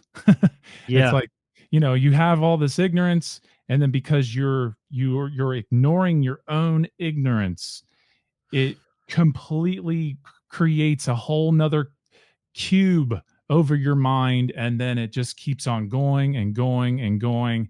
And it essentially spirit is just nowhere to be found. It's just living it purely in materialism and our complex. Right. And so with those shapes here, you see there's the octagon of the UFC and the boxing ring in boxing, which is funny that they call it a ring, even though it's a square for boxing. Yeah. And, but the whole point of these sports here is for two opponents to get in the ring or the octagon and to knock each other's lights out, right? Knock each other's blocks off. Square up. Right. And block their punches. Right. And again, here's the 8-pointed octagon with the stop sign, which is a symbol literally telling you stop. There's that sort of what's the word I'm looking for? It's blocking you, it's inhibiting you, it's telling you stop. And the police cap also has the same shape, so it's just another, you got the checkerboard here and then the 8-pointed octagon on top. Right. Which corresponds to that tesseract. Yes. So again, I'm sure Nate, you'll have plenty to say on this one, but as I showed when I was describing all the things that the box could represent, it is death itself, the death of consciousness. Which what better way to depict that through the allegory of Hiram Abiff of the, tradition of Freemasonry. And another name for a coffin is a box. I'll put you in a box. That's what that means, which goes under the ground, as we've already discussed there. So yeah, it's you look at it as a tomb. Look at it always when you think of a box, especially in esoteric Freemasonry. Obviously, you want to think of everything that you've been covering. That's one of the reasons I was so excited to get you on this show, was for Hiram Abiff, because you really have shown all the different aspects of this idea of this, of this symbol. And when you look at the tracing boards that we see here, well, the one on the right isn't necessarily a tracing board, but it is in the sense that, it is telling the story of the death of Hiram Abiff. But when you think of, if you have seen the last show that I did, I talked about the zodiac from Autumn, the Atum, being, akin to, the autumn is dealing with Libra, it's dealing with Scorpio, and it's dealing with Sagittarius, right? As the houses of autumn or Atum, right? And those three houses correspond to the three ruffians that you see there, that on the right, that murdered Hiram Abiff. And what this is the sun has died. Okay, the sun, the sun. So it's symbolically. Would that be the widow's son? Yes, the widow's son. That's right. So the widow's son, being Hiram Abiff, is the sun going down through the houses that I just said, Libra, Scorpio, and Sagittarius. The sun is going through. Why? Because it's going in its waning cycle. The sun is going down to its lowest point, being the winter solstice. And so those three houses represent what Hiram Abiff had to go through, as the sun had to go through to get down to his death, being the winter solstice, where he goes down, where the sun goes down to its lowest point in the southern hemisphere for in the northern hemisphere, but it goes down in that time period in December 21st at its lowest point and stays for 3 days following that.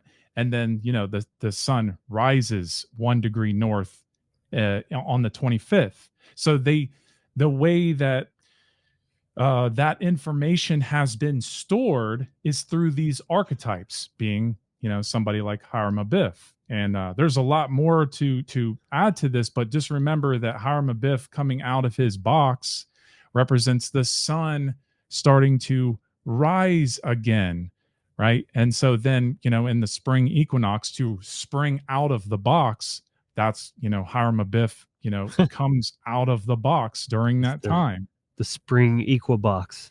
Equibox, yeah.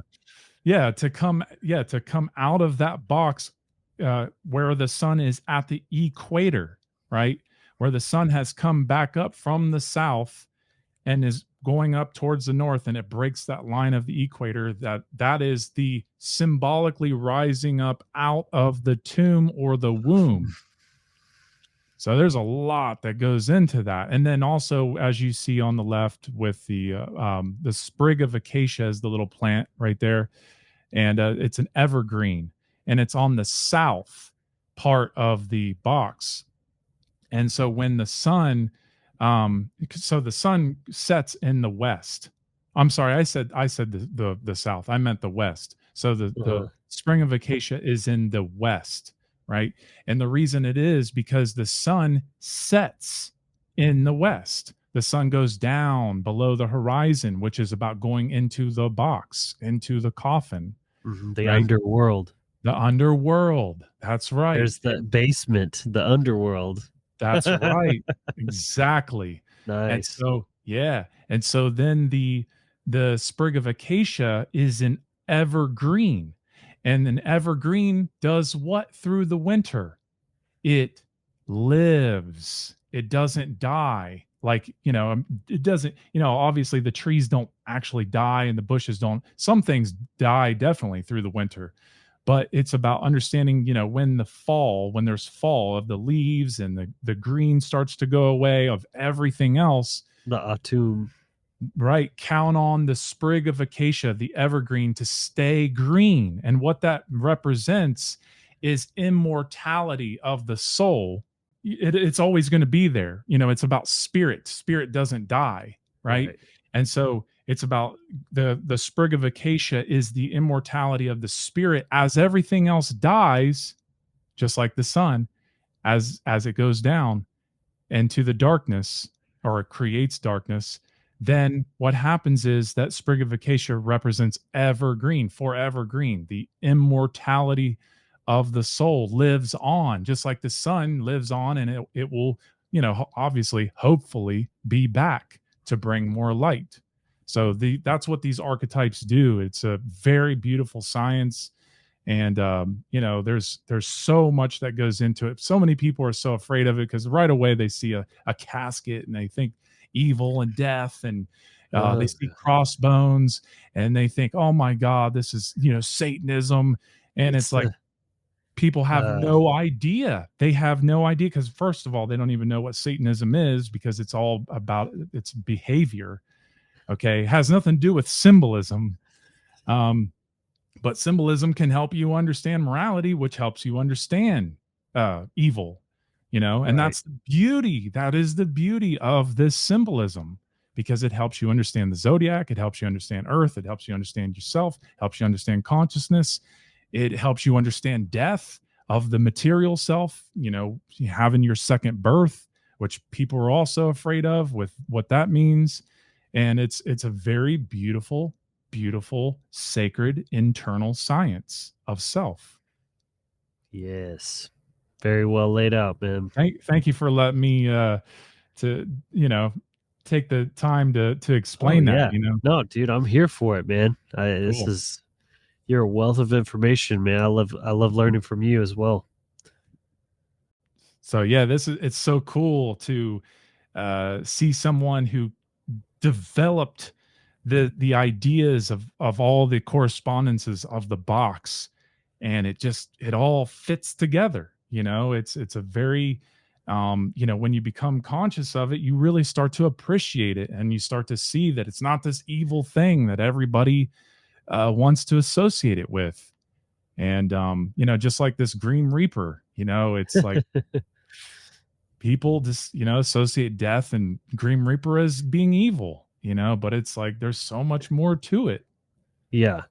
Well, and this slide right here is a lot to do with Saturn again. These are kind of subdivisions of the archetypes of Saturn. So Saturn is depicted as the Grim Reaper. He's got the scythe, because it's kind of like the harvest, it's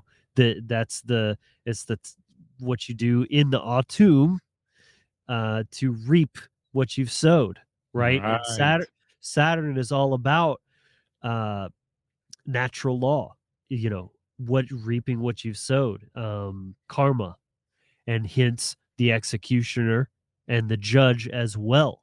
The black robes all represent Saturn, and Saturn is the judge. He's, but that's the thing, is Saturn, again, just like the cube and all the things that we're talking about, he kind of gets a bad rap and is seen as evil or malefic. Nothing could be further from the truth, actually. Saturn is the gravity that's kind of pulling on you, but it's there to make you strong. It's there to make you rise up and stand in your own faculties, and to not be your own opposer as well, because they say karma's a bitch, and I say karma's only a bitch if you are. So if you are making things hard on yourself, you have no one to blame but yourself. It's, you know, not Saturn's fault. It's not natural law's fault. It's just a mirror, you know, reflecting back to you.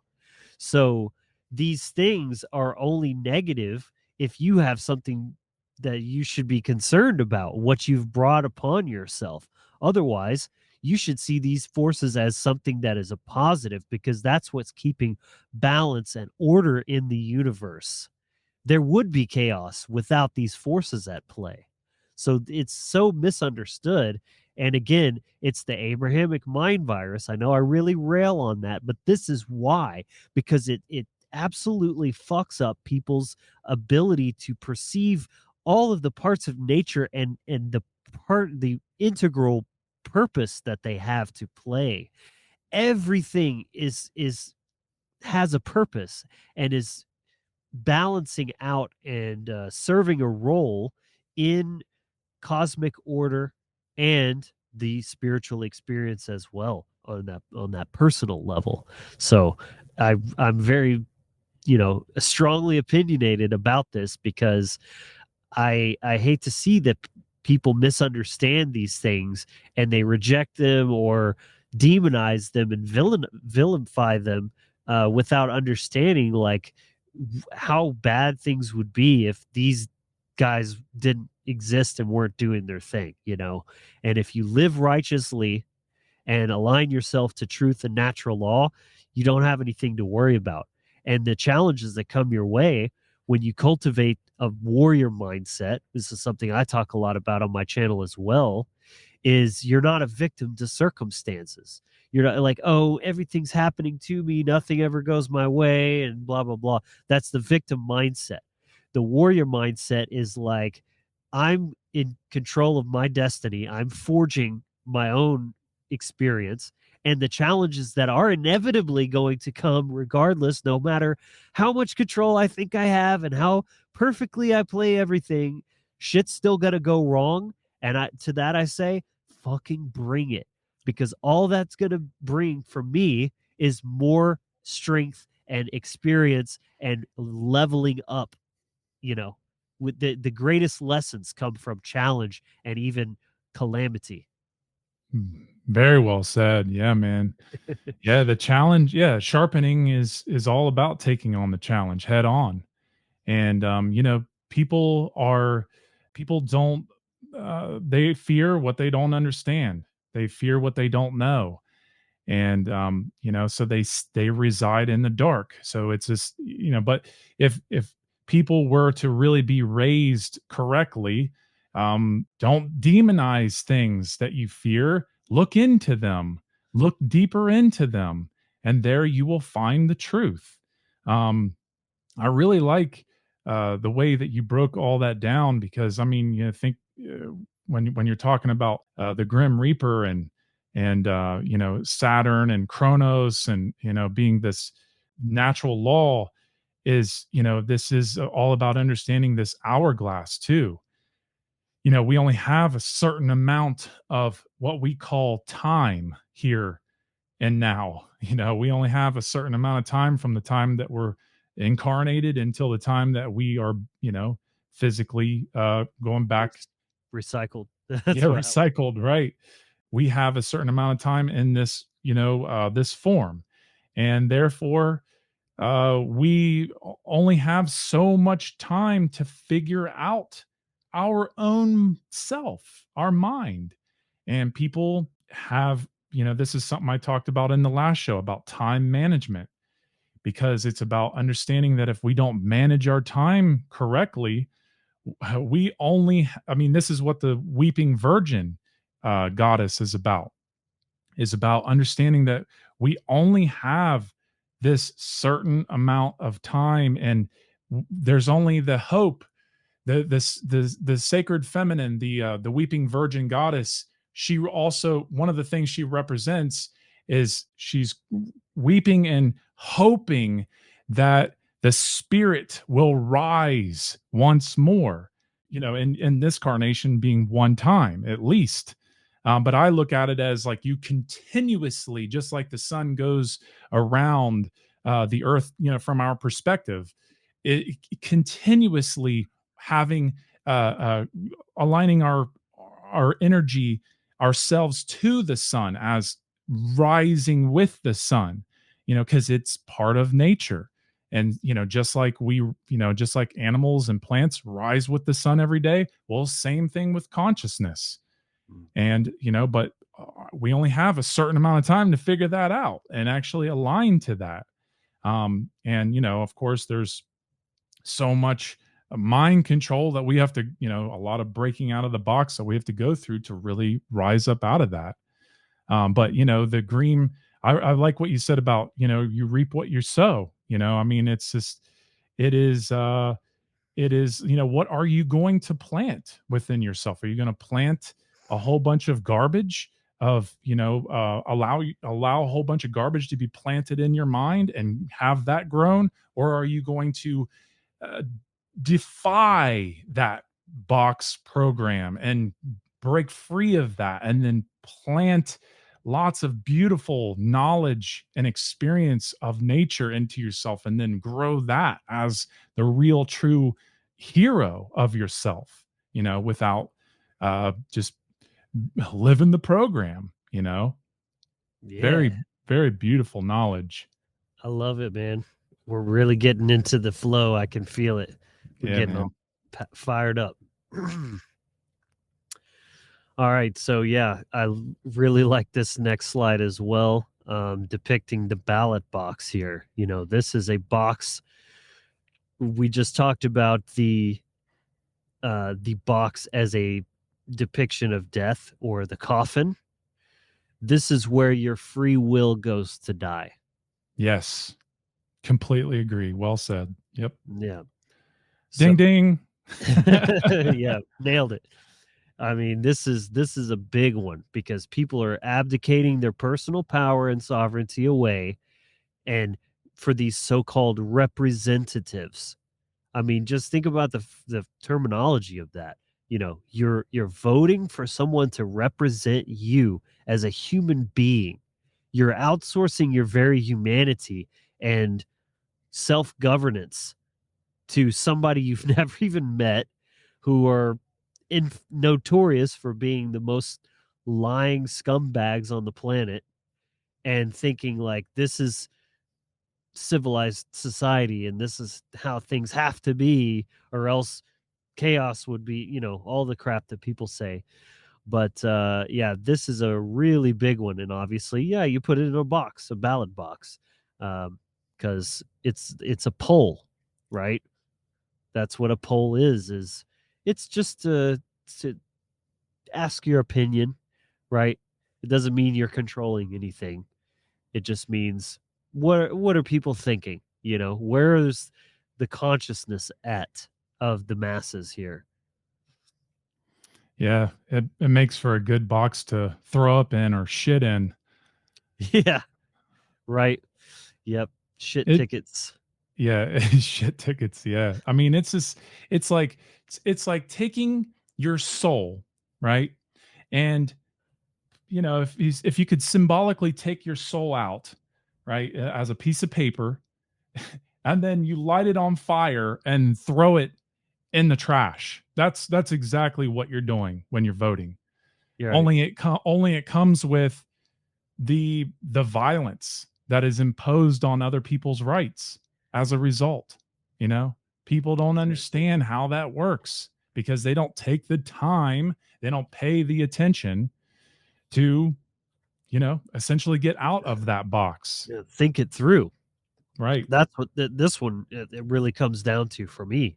They don't think it through to the end of that logical progression of what they're actually endorsing and advocating for. Yeah. Like, what's the bottom line? Because it's all so nice and neat and pristine with legislators and their suits and their bills that they write out and pass into law. It doesn't look violent. It looks very prestigious and sophisticated and refined, but it's not. It's just organized crime. Right. Yeah, the complete opposite again of spiritualism. It's just, all of this. I mean, not all of this, but, all of the anything to do with, authority, anything to do with the state, anything to do with government. It's all the opposite of true spiritualism. Mm.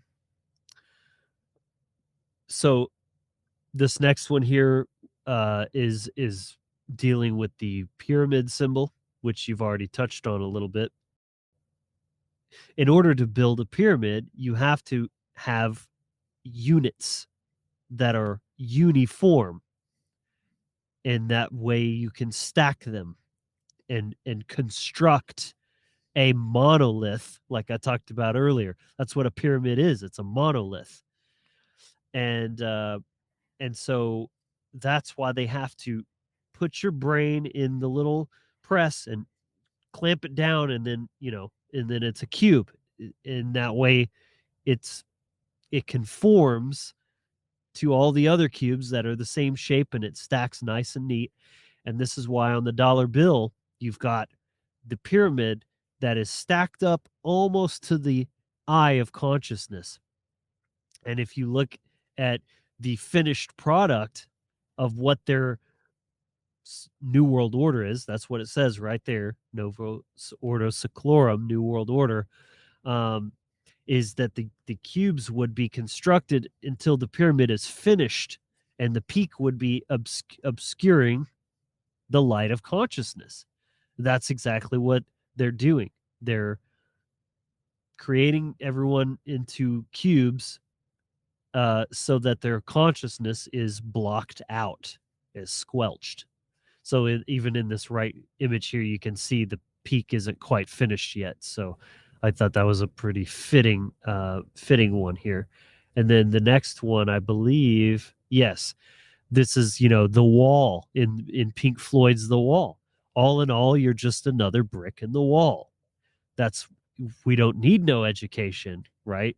And that's what the kids are like, being put into the meat grinder, because that's a big part of what schooling is that's where it starts, putting you in the box. That's huge. And then, of course, to graduate school, you put a square on your head called a mortar board, which is another Masonic depiction, terminology there. Yeah, very well said, man. I really like these slides. I was going to say too, with the pyramid, you can look at it like a compartmentalization, Yeah. all the different forms, all the, I mean, you said it too. It's everybody's in a cube next to each other. They don't know anything about each other, but the people who rule the top, I look at the eye as having knowledge, having that knowledge power differential over everybody else, and having that control over all those compartmentalized cubes. Yes, that's very, very well said.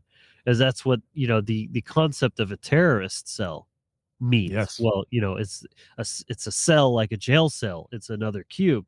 The terrorist cell concept means that everything is so compartmentalized that no one knows the big picture. They know just enough to do their job, and then if they got compromised, they don't even know enough themselves to compromise the bigger picture, because they don't even know. They're just doing their little part, and they don't see the greater whole of what they're actually constructing. Yeah, never questioning at all what they're part of. Right, because of that paycheck's still coming in. So All right.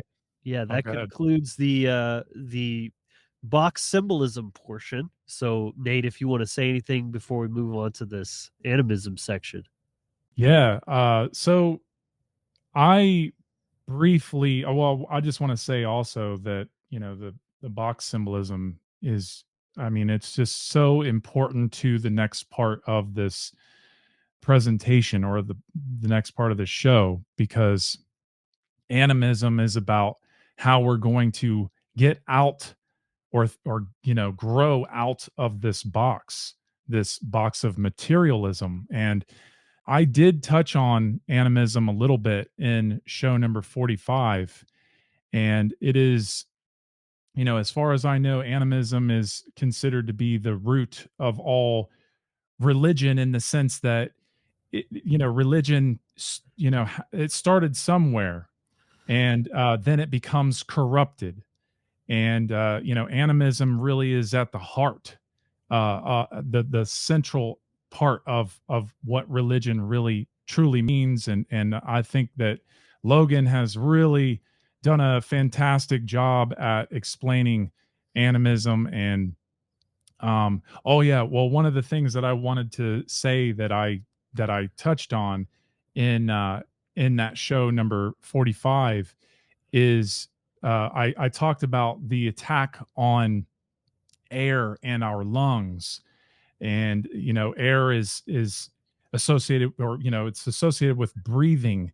And it's about understanding the attack on the spirit, because spirit means breath, right? And one of the things I talked about was how everything that has happened in the past, well, I mean, for a long time, way more than the last 5 years. But when it came to putting the mask on our face, when it came to burning or manipulating or burning down all these major monster forests of the whole earth, being the lungs of the earth, and just all the pollution, and just there's so much mockery to it, with I can't breathe while wearing a mask. This is all about killing and crushing the spirit. And so animism, I'm still learning about animism. I think it's a very beautiful subject to dive into, because it really does tie you back to nature in such a way that you really do start to see your connection even deeper. And so, Logan, I know you have a lot to say on this, and I'm really looking forward to getting into your slides. And I'm thankful. I'm thankful that I got into your work to find out more about animism and how important it is. And something else that you talk about is being a pagan, and you get into paganism too. And if you want to talk about that, maybe your slides talk about that. I'm not sure, but both of those are very vital to understanding the antithesis of man's authority. So if you want to go ahead and start the slides, let's get right into it. Yeah, man. This is the topic. I mean, it's so important beyond what I could even stress here. And I think it's really the missing piece that even, I mean, to make a bold statement, most even natural law teachers, such as what people in our community, are missing. And it's almost putting the cart before the horse, because animism is the part that brings natural law understanding to the human level and really connects everything together. Otherwise, it's still this very disconnected, almost very like the Abrahamic approach of God is this thing and we're not it, and nature is separate. It's this very dissociative disorder projected outwardly kind of a thing. Animism is the thing that is the mindset that binds it all together, and just as a unified system. So what is animism? Let's get into that.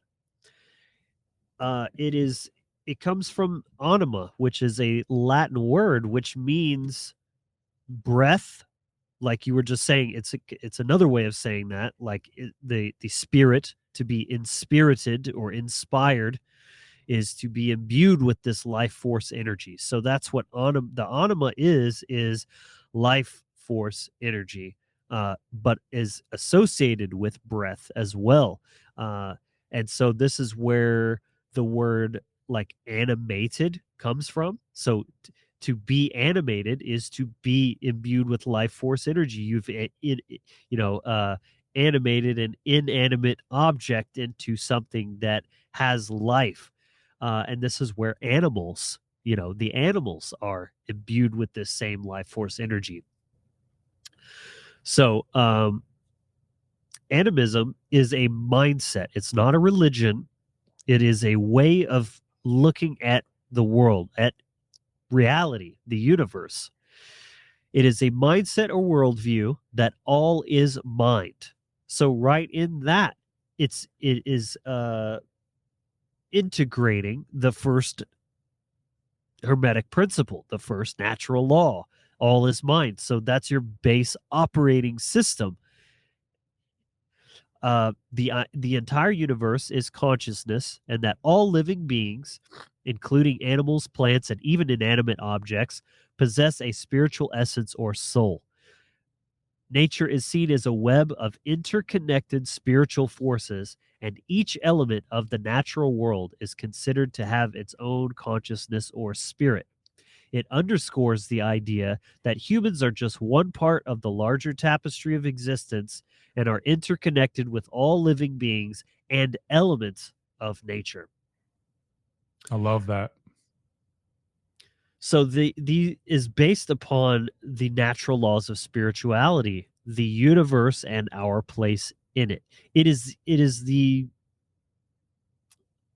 functional operating mindset to integrate knowledge of natural law in a practical human capacity. So freedom of free will and expression, free will expression and exploration without the threat of eternal torture and damnation. That's what religion gives you. Only self-imposed karma for not respecting the freedom of others. It is developing a direct living relationship. I love that. Living relationship with nature, the universe, reality itself, cosmic law, and your own personal magic, your creative ability, without any intermediary or doctrine. No longer seeing yourself as separate from nature and God. So I'll let you riff on that before I continue. I know that was quite a mouthful. Oh, let me go back to that slide. Okay. I like what you said there, developing a direct living relationship with nature. And that's a conscious relationship with nature, to be able to see it, to be able to feel it, to be able to really be engulfed in it, be truly connected, realize that you really are the universe. And it's a very beautiful thing because it's the way that we consciously tap into nature, and we give to nature. As my mom says, give to nature, nature will give to you. Mm-hmm. And this is all about having an animistic perspective or understanding. Giving and receiving. That is the definition of a relationship. You're relating back and forth. You're, giving and receiving. The cosmic currency of information, really. That's one thing I've been kind of just, as a bit of a side note, but I think it's relevant, is just thinking of information is the language of the universe. And if you think of it that way, it's like everything is language. Absolutely. They're one and the same. We're just using words to exchange information. So our language is just one way of transmitting that information back and forth. But an action can just as much be a language. Through you're still sending information into the universe and getting it back too, because natural law, cause and effect. You take an action and then you get a direct outcome from that. So That is a direct and living relationship with nature and reality. That's what it's all about. If you don't have that, how can you even call it spirituality? You're severed. You're disconnected. It's the law of correspondence is disembodied, dismembered. The inner and outer worlds are not able to interface with one another. That is like the most fundamental part of being a spiritual being. Yeah, absolutely. The spiritual tool that most people do not even know about, or completely, dismiss it because it's too abstract for their mind. But it's like, to have that understanding of, I mean, I'm not saying it's too abstract. It's just they're too lazy to, really give it a try. You have to exercise your mind. You have to You can't just pick up a tool and know exactly what to do with it. You can't just, if you didn't know what a shovel was, you wouldn't just go pick it up and know exactly what to do with it. You have to Right? use it a little bit and get a feel for it, and then you start to understand it, right? And that is exactly what all the hermetic principles are. They're spiritual tools of mind. And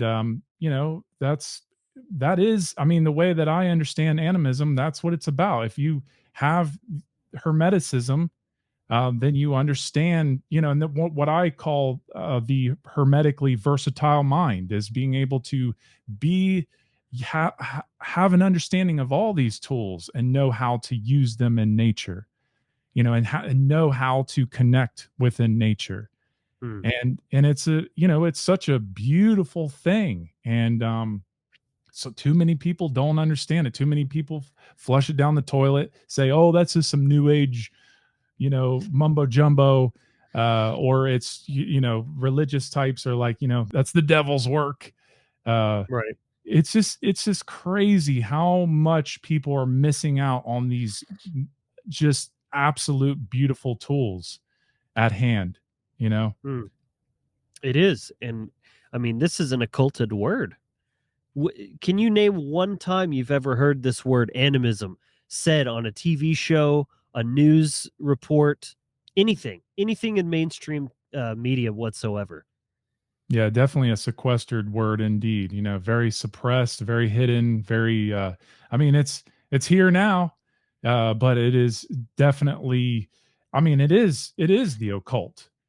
I mean it is Yeah. it is absolutely the occult because it is the, unseen forces in nature. It is the spiritual laws. It's dealing with the spiritual laws. It's about Mhm. being in alignment with them, you know? Right. Yeah, that is, you said it, because when you said earlier, it's the kind of the source or root of all religions. I would say this is the source and root of all knowledge of any kind, let alone the deeper mysteries, and the certainly the fundamental roots of all occultism, because it's the only way knowledge can even be acquired is through direct interface with reality, with nature. So Right. that's what I'm saying is like you can read a book and it can teach you things about reality.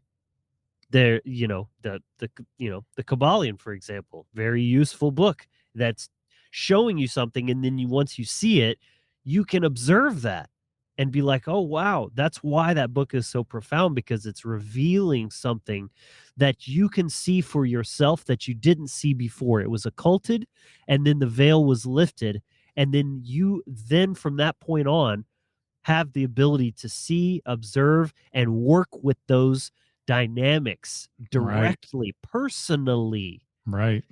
The Bible or any religious text, that it doesn't work that way. It's saying, oh, this is how reality works, and you can't observe any of it, but just take it on faith that this is the truth. This is the afterlife. This is how it works. This is what you got to do to get into the good place. Blah blah blah. That is anti spirituality through and through. So, I mean, animism is, I just can't stress enough how vital it is for any sort of functionality in spirituality and search for truth and a true working relationship and understanding of the universe. I love what you said. Well, I mean, I really appreciate everything you just said, but also what you said, especially about animism being, animals, right? Because animals are this like a direct reflection to us. They teach us things. That's why, Totemism. yeah, totemism, right? They teach us the way that animals operate is how we understand consciousness. I mean, like what you said with totemism, it's about the, you know, animals from the lowest to the highest. And that doesn't mean that one animal is better than the other. It just means that animals teach us from a very, elementary stage of human evolution how to uh look at animals and have their energy within us. So, when we look at a totem pole and we see, like the alligator at the bottom of the totem pole, and then you see some other mammals being like a bear or monkeys, and then you see the bird head at the top.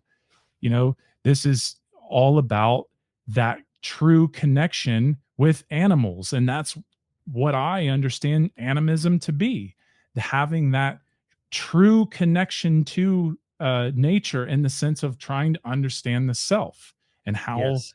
we can and I look at that language as it is one of the most beautiful spiritual raised frequencies that a human being could ever take. Now, it's amazing what the world looks like now in the sense of technology, but technology does not equate to evolution. But what I see in the people who did understand those totem poles and were animistic truly with nature, I look at them as more evolved because they knew how to operate in nature and with nature and not against nature, which is the world that we live in now, which is in opposition to nature through this material programming, aka this box that we're talking about. Mm-hmm. Exactly.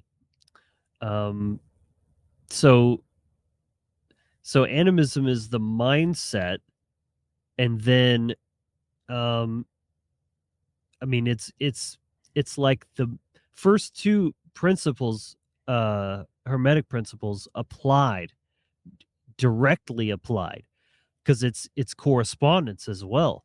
That is so key to understanding the animistic mindset, is as within so without, as above so below. So you're seeing yourself in everything, every experience, every animal. There's parts of you. And this is why all of the arts of gnosis came out of animism as well. Astrology, runes, tarot. It's the same thing. It's correspondence. Right. These things, each archetype, each card, each rune, each house and planet placement, whatever, correspond to a cosmic energy that is present in nature as well as within our own consciousness.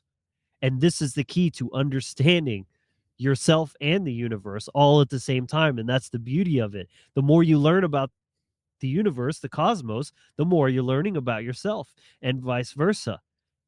And experience is the thing that is the catalyst to all of that. So if you're not experiencing and you're living in a box and just believing everything on faith, you're completely cut off with the very essence of what it means to be human. I mean, it's just mind blowing, really, that like I went so long without understanding this, and now even just realizing the importance of this, it's the very pinnacle in my opinion.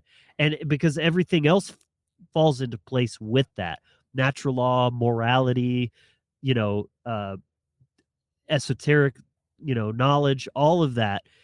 As much as I love those things, it's like it's not an and or thing. It's like when you grasp the animism and you integrate it, as you take it in as your mindset, everything else just clicks into place because it's the framework of everything. Spirituality.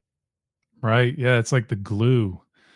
it is the substance that just brings everything together. It's what I call, the law of correspondence is also the spiritual mirror, to see Yes. yourself Yes. everywhere, right? Or to Exactly. see the self everywhere, or see yourself in everything Mm. and connected to it. It's a very, very beautiful way of seeing, but also it's a very necessary way for evolution. Yeah. I completely, man, I love this topic. This is Me too. this It is is. thi- It's the these one, dude. yeah, I mean, when I say, I keep telling people the X symbol is the order of the day, and I definitely mean that, but also animism is the order of the day, Yeah. to raise yourself and see your worth and your connection, and see Mhm. that everything is alive, and Mhm. to treat, I mean, because it's about, self-respect is also to respect, outwardly, Yeah. and to respect all of nature, That's you know? empathy. But Right. because you see that you by harming another, you are harming yourself. Right. It's like that's animism even if whether you realize it or not. It's Yeah. what it is. And so, yeah, before we move to the next slide, I just because you mentioned a bit on paganism, and so I'm sure some people who are not familiar might be wondering, well, what's the difference? And I mean, of course, as like with most things, it just depends on who you ask. But my personal take is that uh, animism is the mindset, paganism is the practice. So I like to call paganism practical animism because it's like animism is the mindset that is the common it was the mindset of all pagan cultures, all just indigenous human beings pre-Christian, uh, more or less were animistic, and then paganism was their sort of like unique culture and religion that they developed out of that uh, mindset of animism based on a lot of different things. The region that they were in, what plants and animals did they have available to them? What was their social culture like? What sort of unique values did they have as a people? And then what sort of mythology did they construct around those things to depict the morals and values that they held uniquely? But then when you're directly interfacing with nature, you're going to see when you start studying different pagan uh, traditions that there's a lot of overlap and syncretism where you're like, wow, this god over here sounds a lot like this god. And they have different names and there's a couple of subtle differences, but the essence is the same. It's almost like it's a real thing that different people just kind of had their own ways of interpretation of that, you know? So that's just something to keep in mind if and when you, as whoever may be listening, just decides that you want to dig deeper into this and explore it for yourself.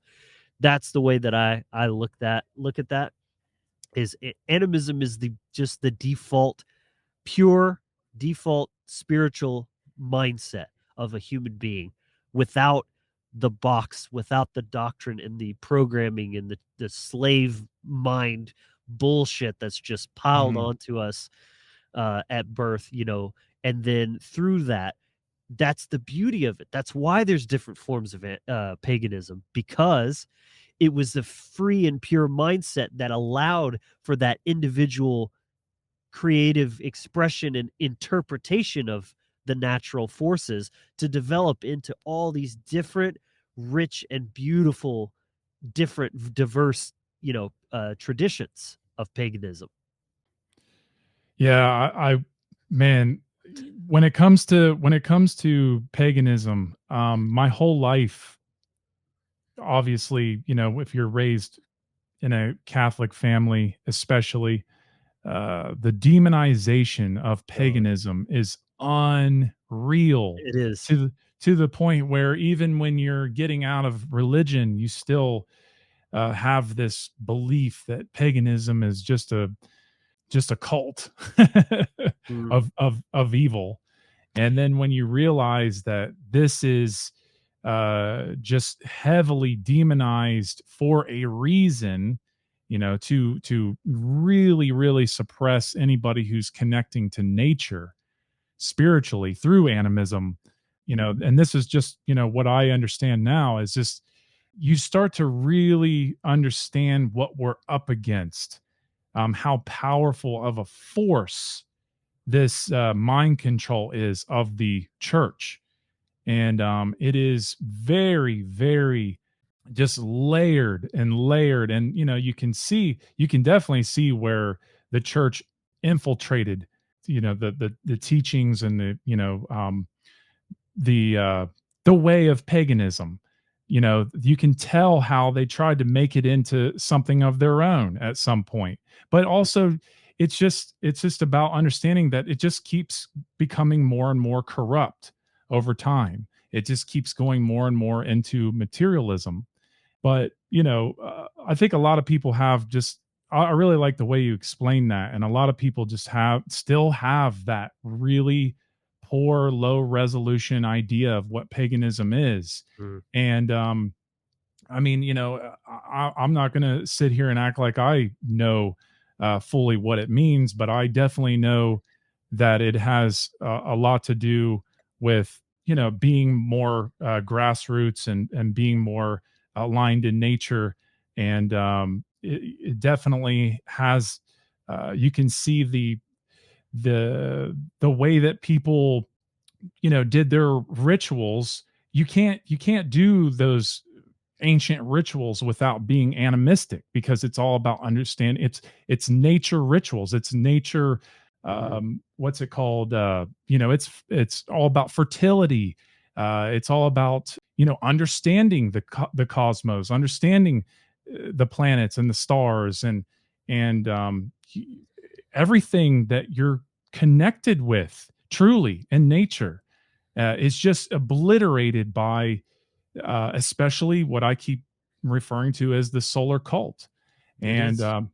and it's all to, build this materialism up and destroy anything that has to do with nature. And um it's very sad, but also here we are trying to revive these ideas and keep Mm. them alive, and Mm. understanding that the spirit never dies. That is it, brother. You said it. That is the thing that gets me so fired up, because just look at history and all of the horrible things that they've done to try to like quelch this, and they couldn't do it, not completely. They really devastated and really did a number on, the indigenous, like, Right. shamanic practices and paganistic cultures throughout the world, but they didn't fully succeed. And there's a big revival happening right now. I mean, explosive. Now, people have a lot of work to do because they're bringing their religious bullshit into that. They're trying, though. You can tell. I mean, that's very significant. What's happening? That they're trying to look elsewhere. They're trying to say, we need to go back to move forward. We got, like, we fucked up big time. We need to get back to the roots, back to nature. And it's going to be a process, because again, the Abrahamic mind virus is so insidious and just deep embedded in the consciousness.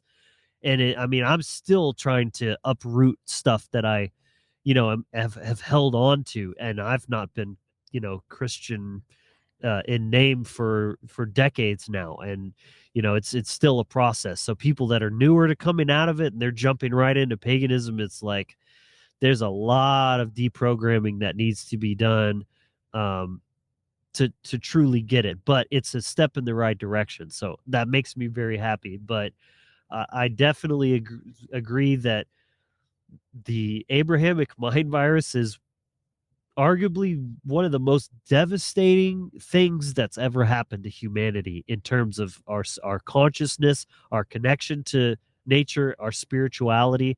I mean, it just fucking obliterated the natural way of that Evolution. people were living, and in our spiritual evolution especially.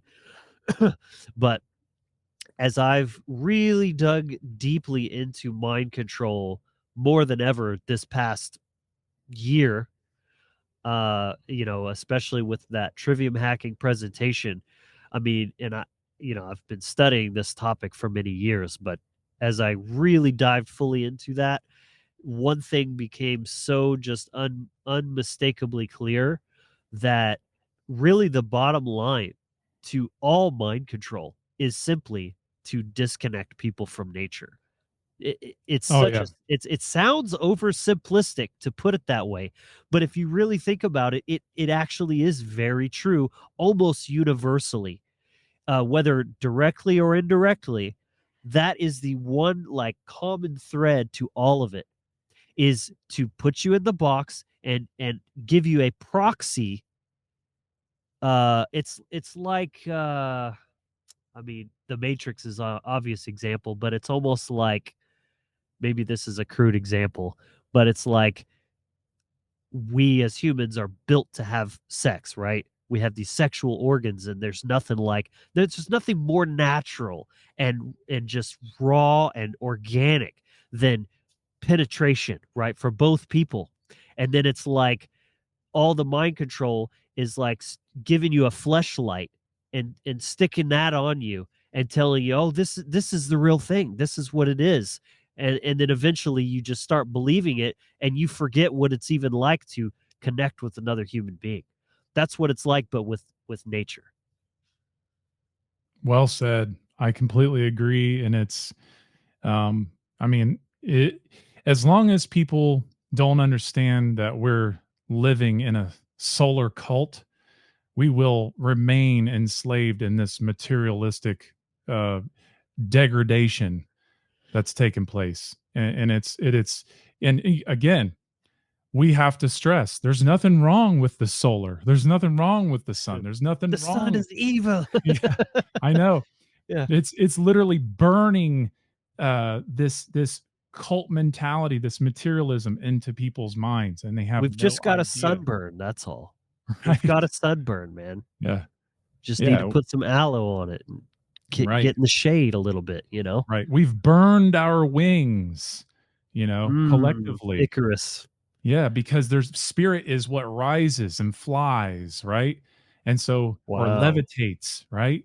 And so we've That's gone good. all the way up and we've burned our wings. Now we're just, living on the ground only, Grounded. grounded only. Yeah, we're grounded forever. We've Right. been grounded for, the last like 70,000 years. Yeah. Our flight is grounded and we're on a multi-millennia layover. Yeah, we have to rebuild our wings spiritually. Yeah, this is awesome, man. I'm loving this. So, every single thing in existence is literal as well as archetypal or symbolic, allegorical, and is a tool for developing consciousness. From the magic to the mundane, this is the pagan perspective. So, this is another absolutely vital aspect, just like we were just talking about. The sun is not evil. There's no good and evil in nature itself. It is all just they're all just tools. Every aspect of nature is a tool for developing and evolving our consciousness. And that's the way we need to look at things. So Saturn is not evil, the sun is not evil, right? Certain actions are evil, and that is important to distinguish. That's simply using judgment about right and wrong and what is being objectively created through action. That's it's a little bit different. That's not what we're talking about here. We're talking about just, like when it rains. Just because you had plans, the rain may be bad to you, but then some other farmer is ecstatic because his crops were dying and now his crops are getting rain. That's kind of an example of what I mean. In nature itself, there is no good and evil. And it's all here for us. That's important too. It's serving us in some way. It's giving you an experience. It may not be what you want, but it's what you need. And you can either have the victim mindset and think that it's evil or it's out to get me or whatever, or just like I was talking about, cultivating the warrior mindset, as that is part of the animist mindset, because you're not viewing it from that black and white. It's like, no matter what nature gives you, you are the fucking magician, you are the fucking alchemist. You must transmute that into something good, into something useful and positive. That's the power that you have. And you can't access that if you're in victim mindset and just like, no, everything's out to get us and whatever. So all pure occult knowledge is of pagan origins via direct interface with nature. So much of it has been corrupted by the Abrahamic mind virus, but all knowledge first came from direct observation of reality. This is how it works. And then that can be either viewed and discovered by you individually, or someone can impart that knowledge onto you. That's a beautiful thing, that ability that we have, is we have books and now YouTube and the internet and things like that, where all this knowledge can be passed down, and someone's life's work can be condensed into a book that you can read in 10 hours and get all of that information. But guess what? Until you start applying it and testing it yourself, it's useless. Because if you don't, and you just take their word for it, well, you just made a religion out of it. Doesn't matter if it's a book about sailing or whatever it may be, until you actually practice it and test it to test its veracity, then it is a religion. So this is exactly why animism is not a religion, because it's all of it comes directly from reality, which you can access at any time. Yeah. Faith is not required. Yeah. It's not It's a either mental construct. Yeah, it's a science. That's Right. what science is, somebody can say, "Oh, well, we did this experiment and this was the result, therefore, this is now fact." And you're like, "Whoa, whoa, whoa. Well, now we got to do some more tests to see if we can recreate what you got, the results that you got." And that's what science is it's only scientific if it's reproducible.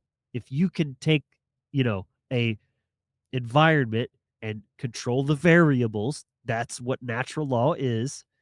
Just the variables setting the stage, and then who does what and what was the outcome. That's what it is. And that's why it's the only mindset of empowerment, because it's putting you at that level of cause and effect and actually testing things for yourself, deducing and judging the information for yourself, and not taking any of it on faith. So it is anti-religion. And as I say here at the bottom line, animism is the only truly scientific perspective. Animism is more scientific than scientism, because plenty of, like I said at the beginning, plenty of people that look to science for the answers to reality and the mysteries of the universe, they're just taking it at faith of what the scientists say or what they publish in a magazine or a peer-reviewed study or whatever. It's the exact same thing in practice as a religionist. Meanwhile, they're mocking religion and say, "Oh, make believe and oh, your faith," and all this. And it's like they're doing the exact same thing. It's just a little bit different. They're sourcing their information somewhere else. Yeah, just completely faith-based. Just no understanding that it's about doing your own homework, but also taking what, these scientists say and, combining that information to see what makes sense and what doesn't make sense. It's the whole trivium process. And it's just so amazing how much people can't see their own hypocrisy. And it's just an ongoing thing. It's just people are so locked up. You have, I mean, the box is just unreal how real it is because it's like, I've always envisioned a drawing that I wanted to do of everybody walking around with box heads, and just having like just a whole bunch of nonsense in there, Abrahamic religions and scientism and all the political crap, and just everything that makes someone less of a human being. One day I'll get to that drawing, but it's like that's how I see it. That's how I see people with that type of behavior. I love it. And you know, do it as you see fit, but maybe as a suggestion. Don't forget about the things that aren't so obvious as religions. You got your cross, like one guy's got a cross and the donkey, so he's represented. But what about like the Chevy symbol? Because people will turn anything into a religion, even Right. just something as simple as like a brand of truck. Yeah, absolutely. You got two guys arguing, and one of them, the blockhead, he's got a Ford symbol, and the other guy's got a Chevy, and they're like going at each other. Yeah, Pepsi and Coke. Yeah. Yeah. Yep. All right. 2 more slides left. So this is a really awesome slide because we've been using this word nature the whole time throughout this conversation. And well, where does that word come from? It comes from the Cometian or ancient Egyptian civilization, who referred to I'll just read the slide here. In the ancient Egyptian or Cometian cosmology and spirituality, the concept of NTR, pronounced Neter or Neter, holds significant importance. Neter is often translated as God or divine force, but its meaning in the context of ancient Egyptian thought goes beyond these simplistic translations. It represented multiplicity and unity. So there's the all is the one and the one is the all. There's some correspondence and sort of the masculine and feminine that I talked about earlier, about the forest and the trees. Manifestations of cosmic principles, natural law, divine order and balance, the hierarchy of nature. So the nature to them were not just the natural laws, but also the cosmic forces. So this is what sort of mythology is based upon, right? It could be looked at as the gods and the spirit world and this sort of thing. Elemental powers. Yes. Yeah, good word there. Interconnectedness with nature. It was transcendent and immanent and eternal and everlasting. So very in line with kind of what we teach about natural law, right? Immutable, timeless. And so the concept of nature in Cometian spirituality encapsulated a profound understanding of the divine forces that shaped the world and human experience. It was not a matter of religious belief, but a comprehensive worldview that influenced all aspects of life, culture, and society in ancient Egypt. I mean, just imagine what it would be like to live in a civilization that everybody has this mindset, that we're part of the whole, and we respect nature, and we respect, the divine order of things. So vastly different than what we have now.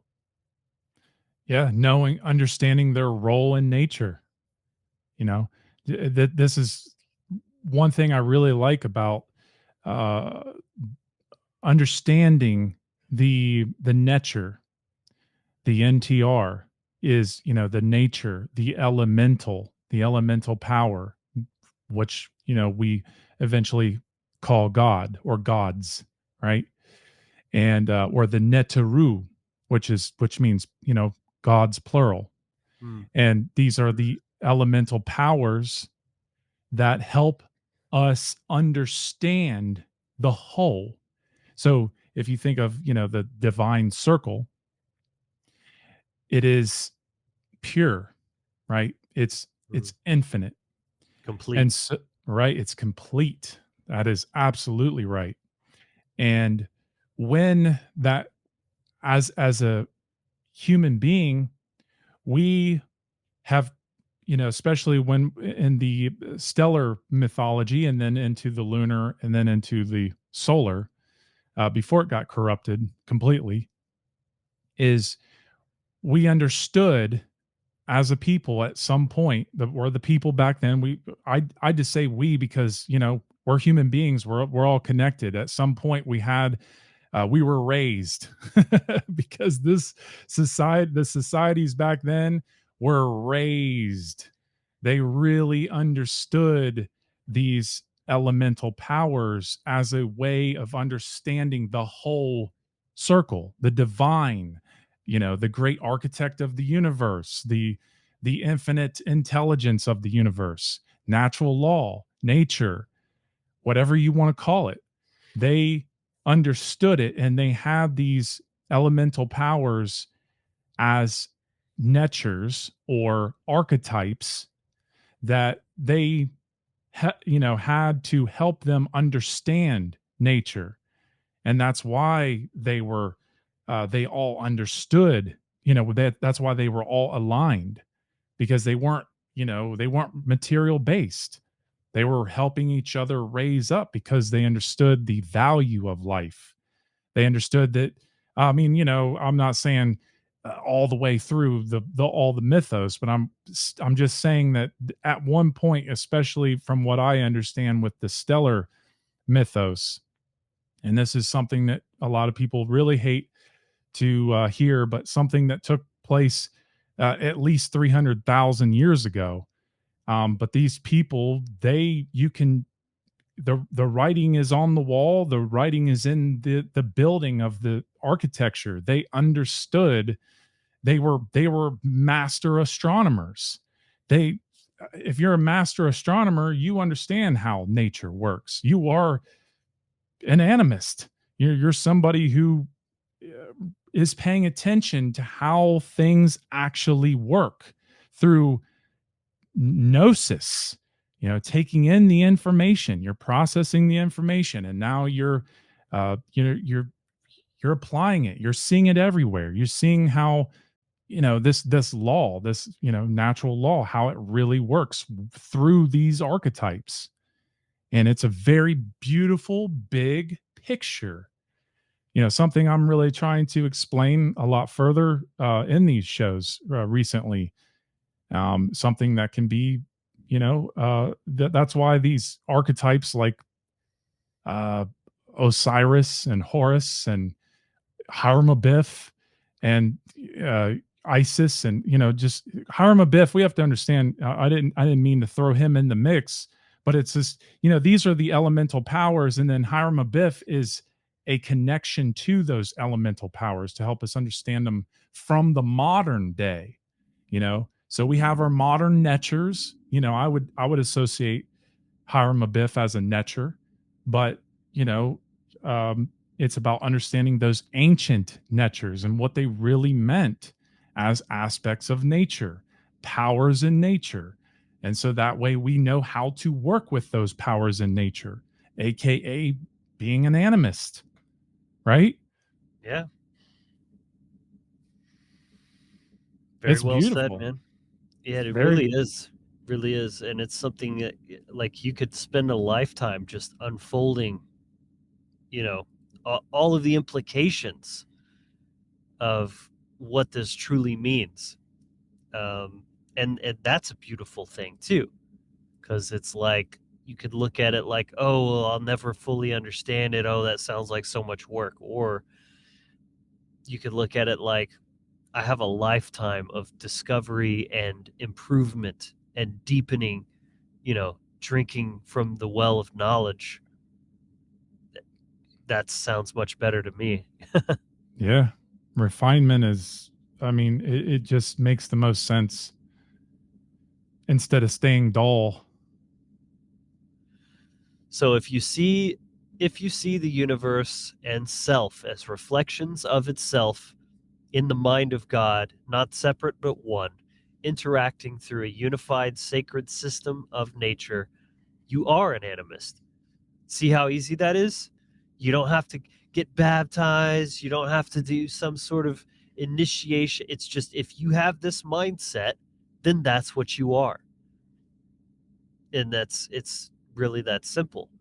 But like I said, you can, make this realization and then spend a lifetime unfolding and unfurling what that truly means. And not just from a philosophical perspective, but from a practical human perspective in how you live your life, how you see the world, and how you operate in it.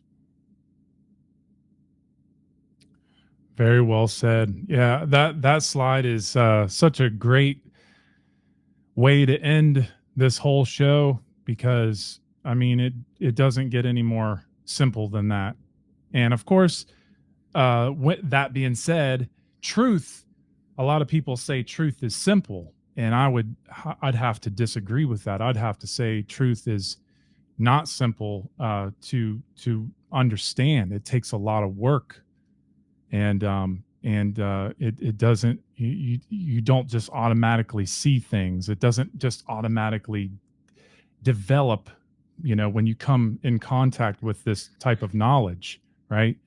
And so it's not so simple. It's not such a simple thing. It is a very hard path to truth.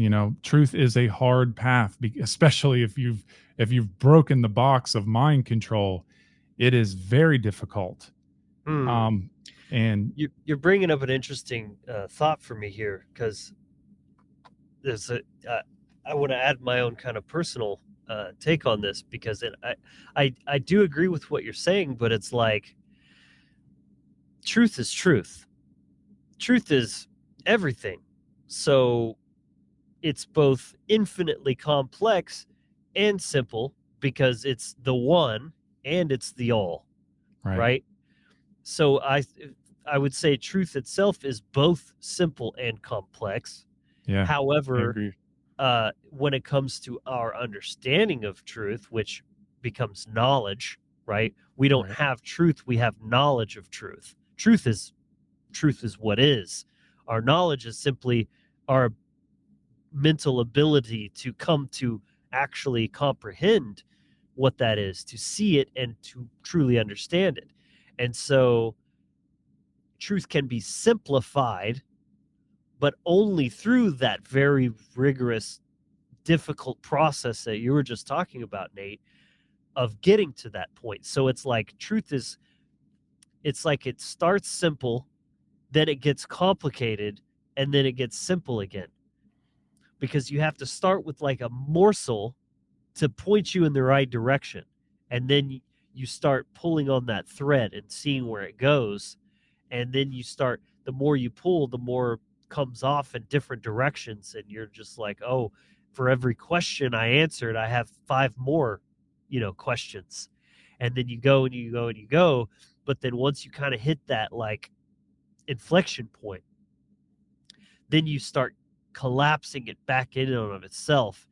And it's like that quote, I believe maybe Einstein said, if you can't explain something simply, you don't understand it well enough. So it's like then you once you get to that point of truly seeing all the pieces and all of its complexity, then you can start condensing it back down, and like our brother Will says, to simplify the profound, For sure. Yeah, I agree with that. I think it's just maybe even the way that I explained it is it's more of truth is not something that can be simply understood. Yes. Right. And I think that's probably a better way to say it. Because like, you're not going to see any little 8-year-old children talking the way we've been talking today, right? to explain the truth, of things.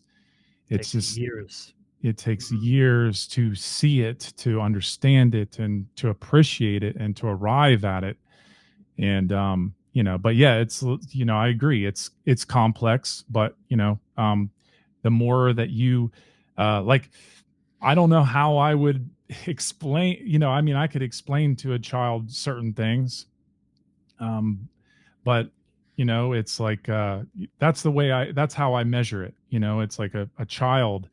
What can a child understand? Because if a child can understand something so complex of truth that is simplified, can they really understand that truth? And I just think that that just comes with time. It comes with true development. It's like yes and no. When someone like us is trying to explain something simply to a child, that's us doing what I just said, collapsing all this complexity that we know into something very, very simple.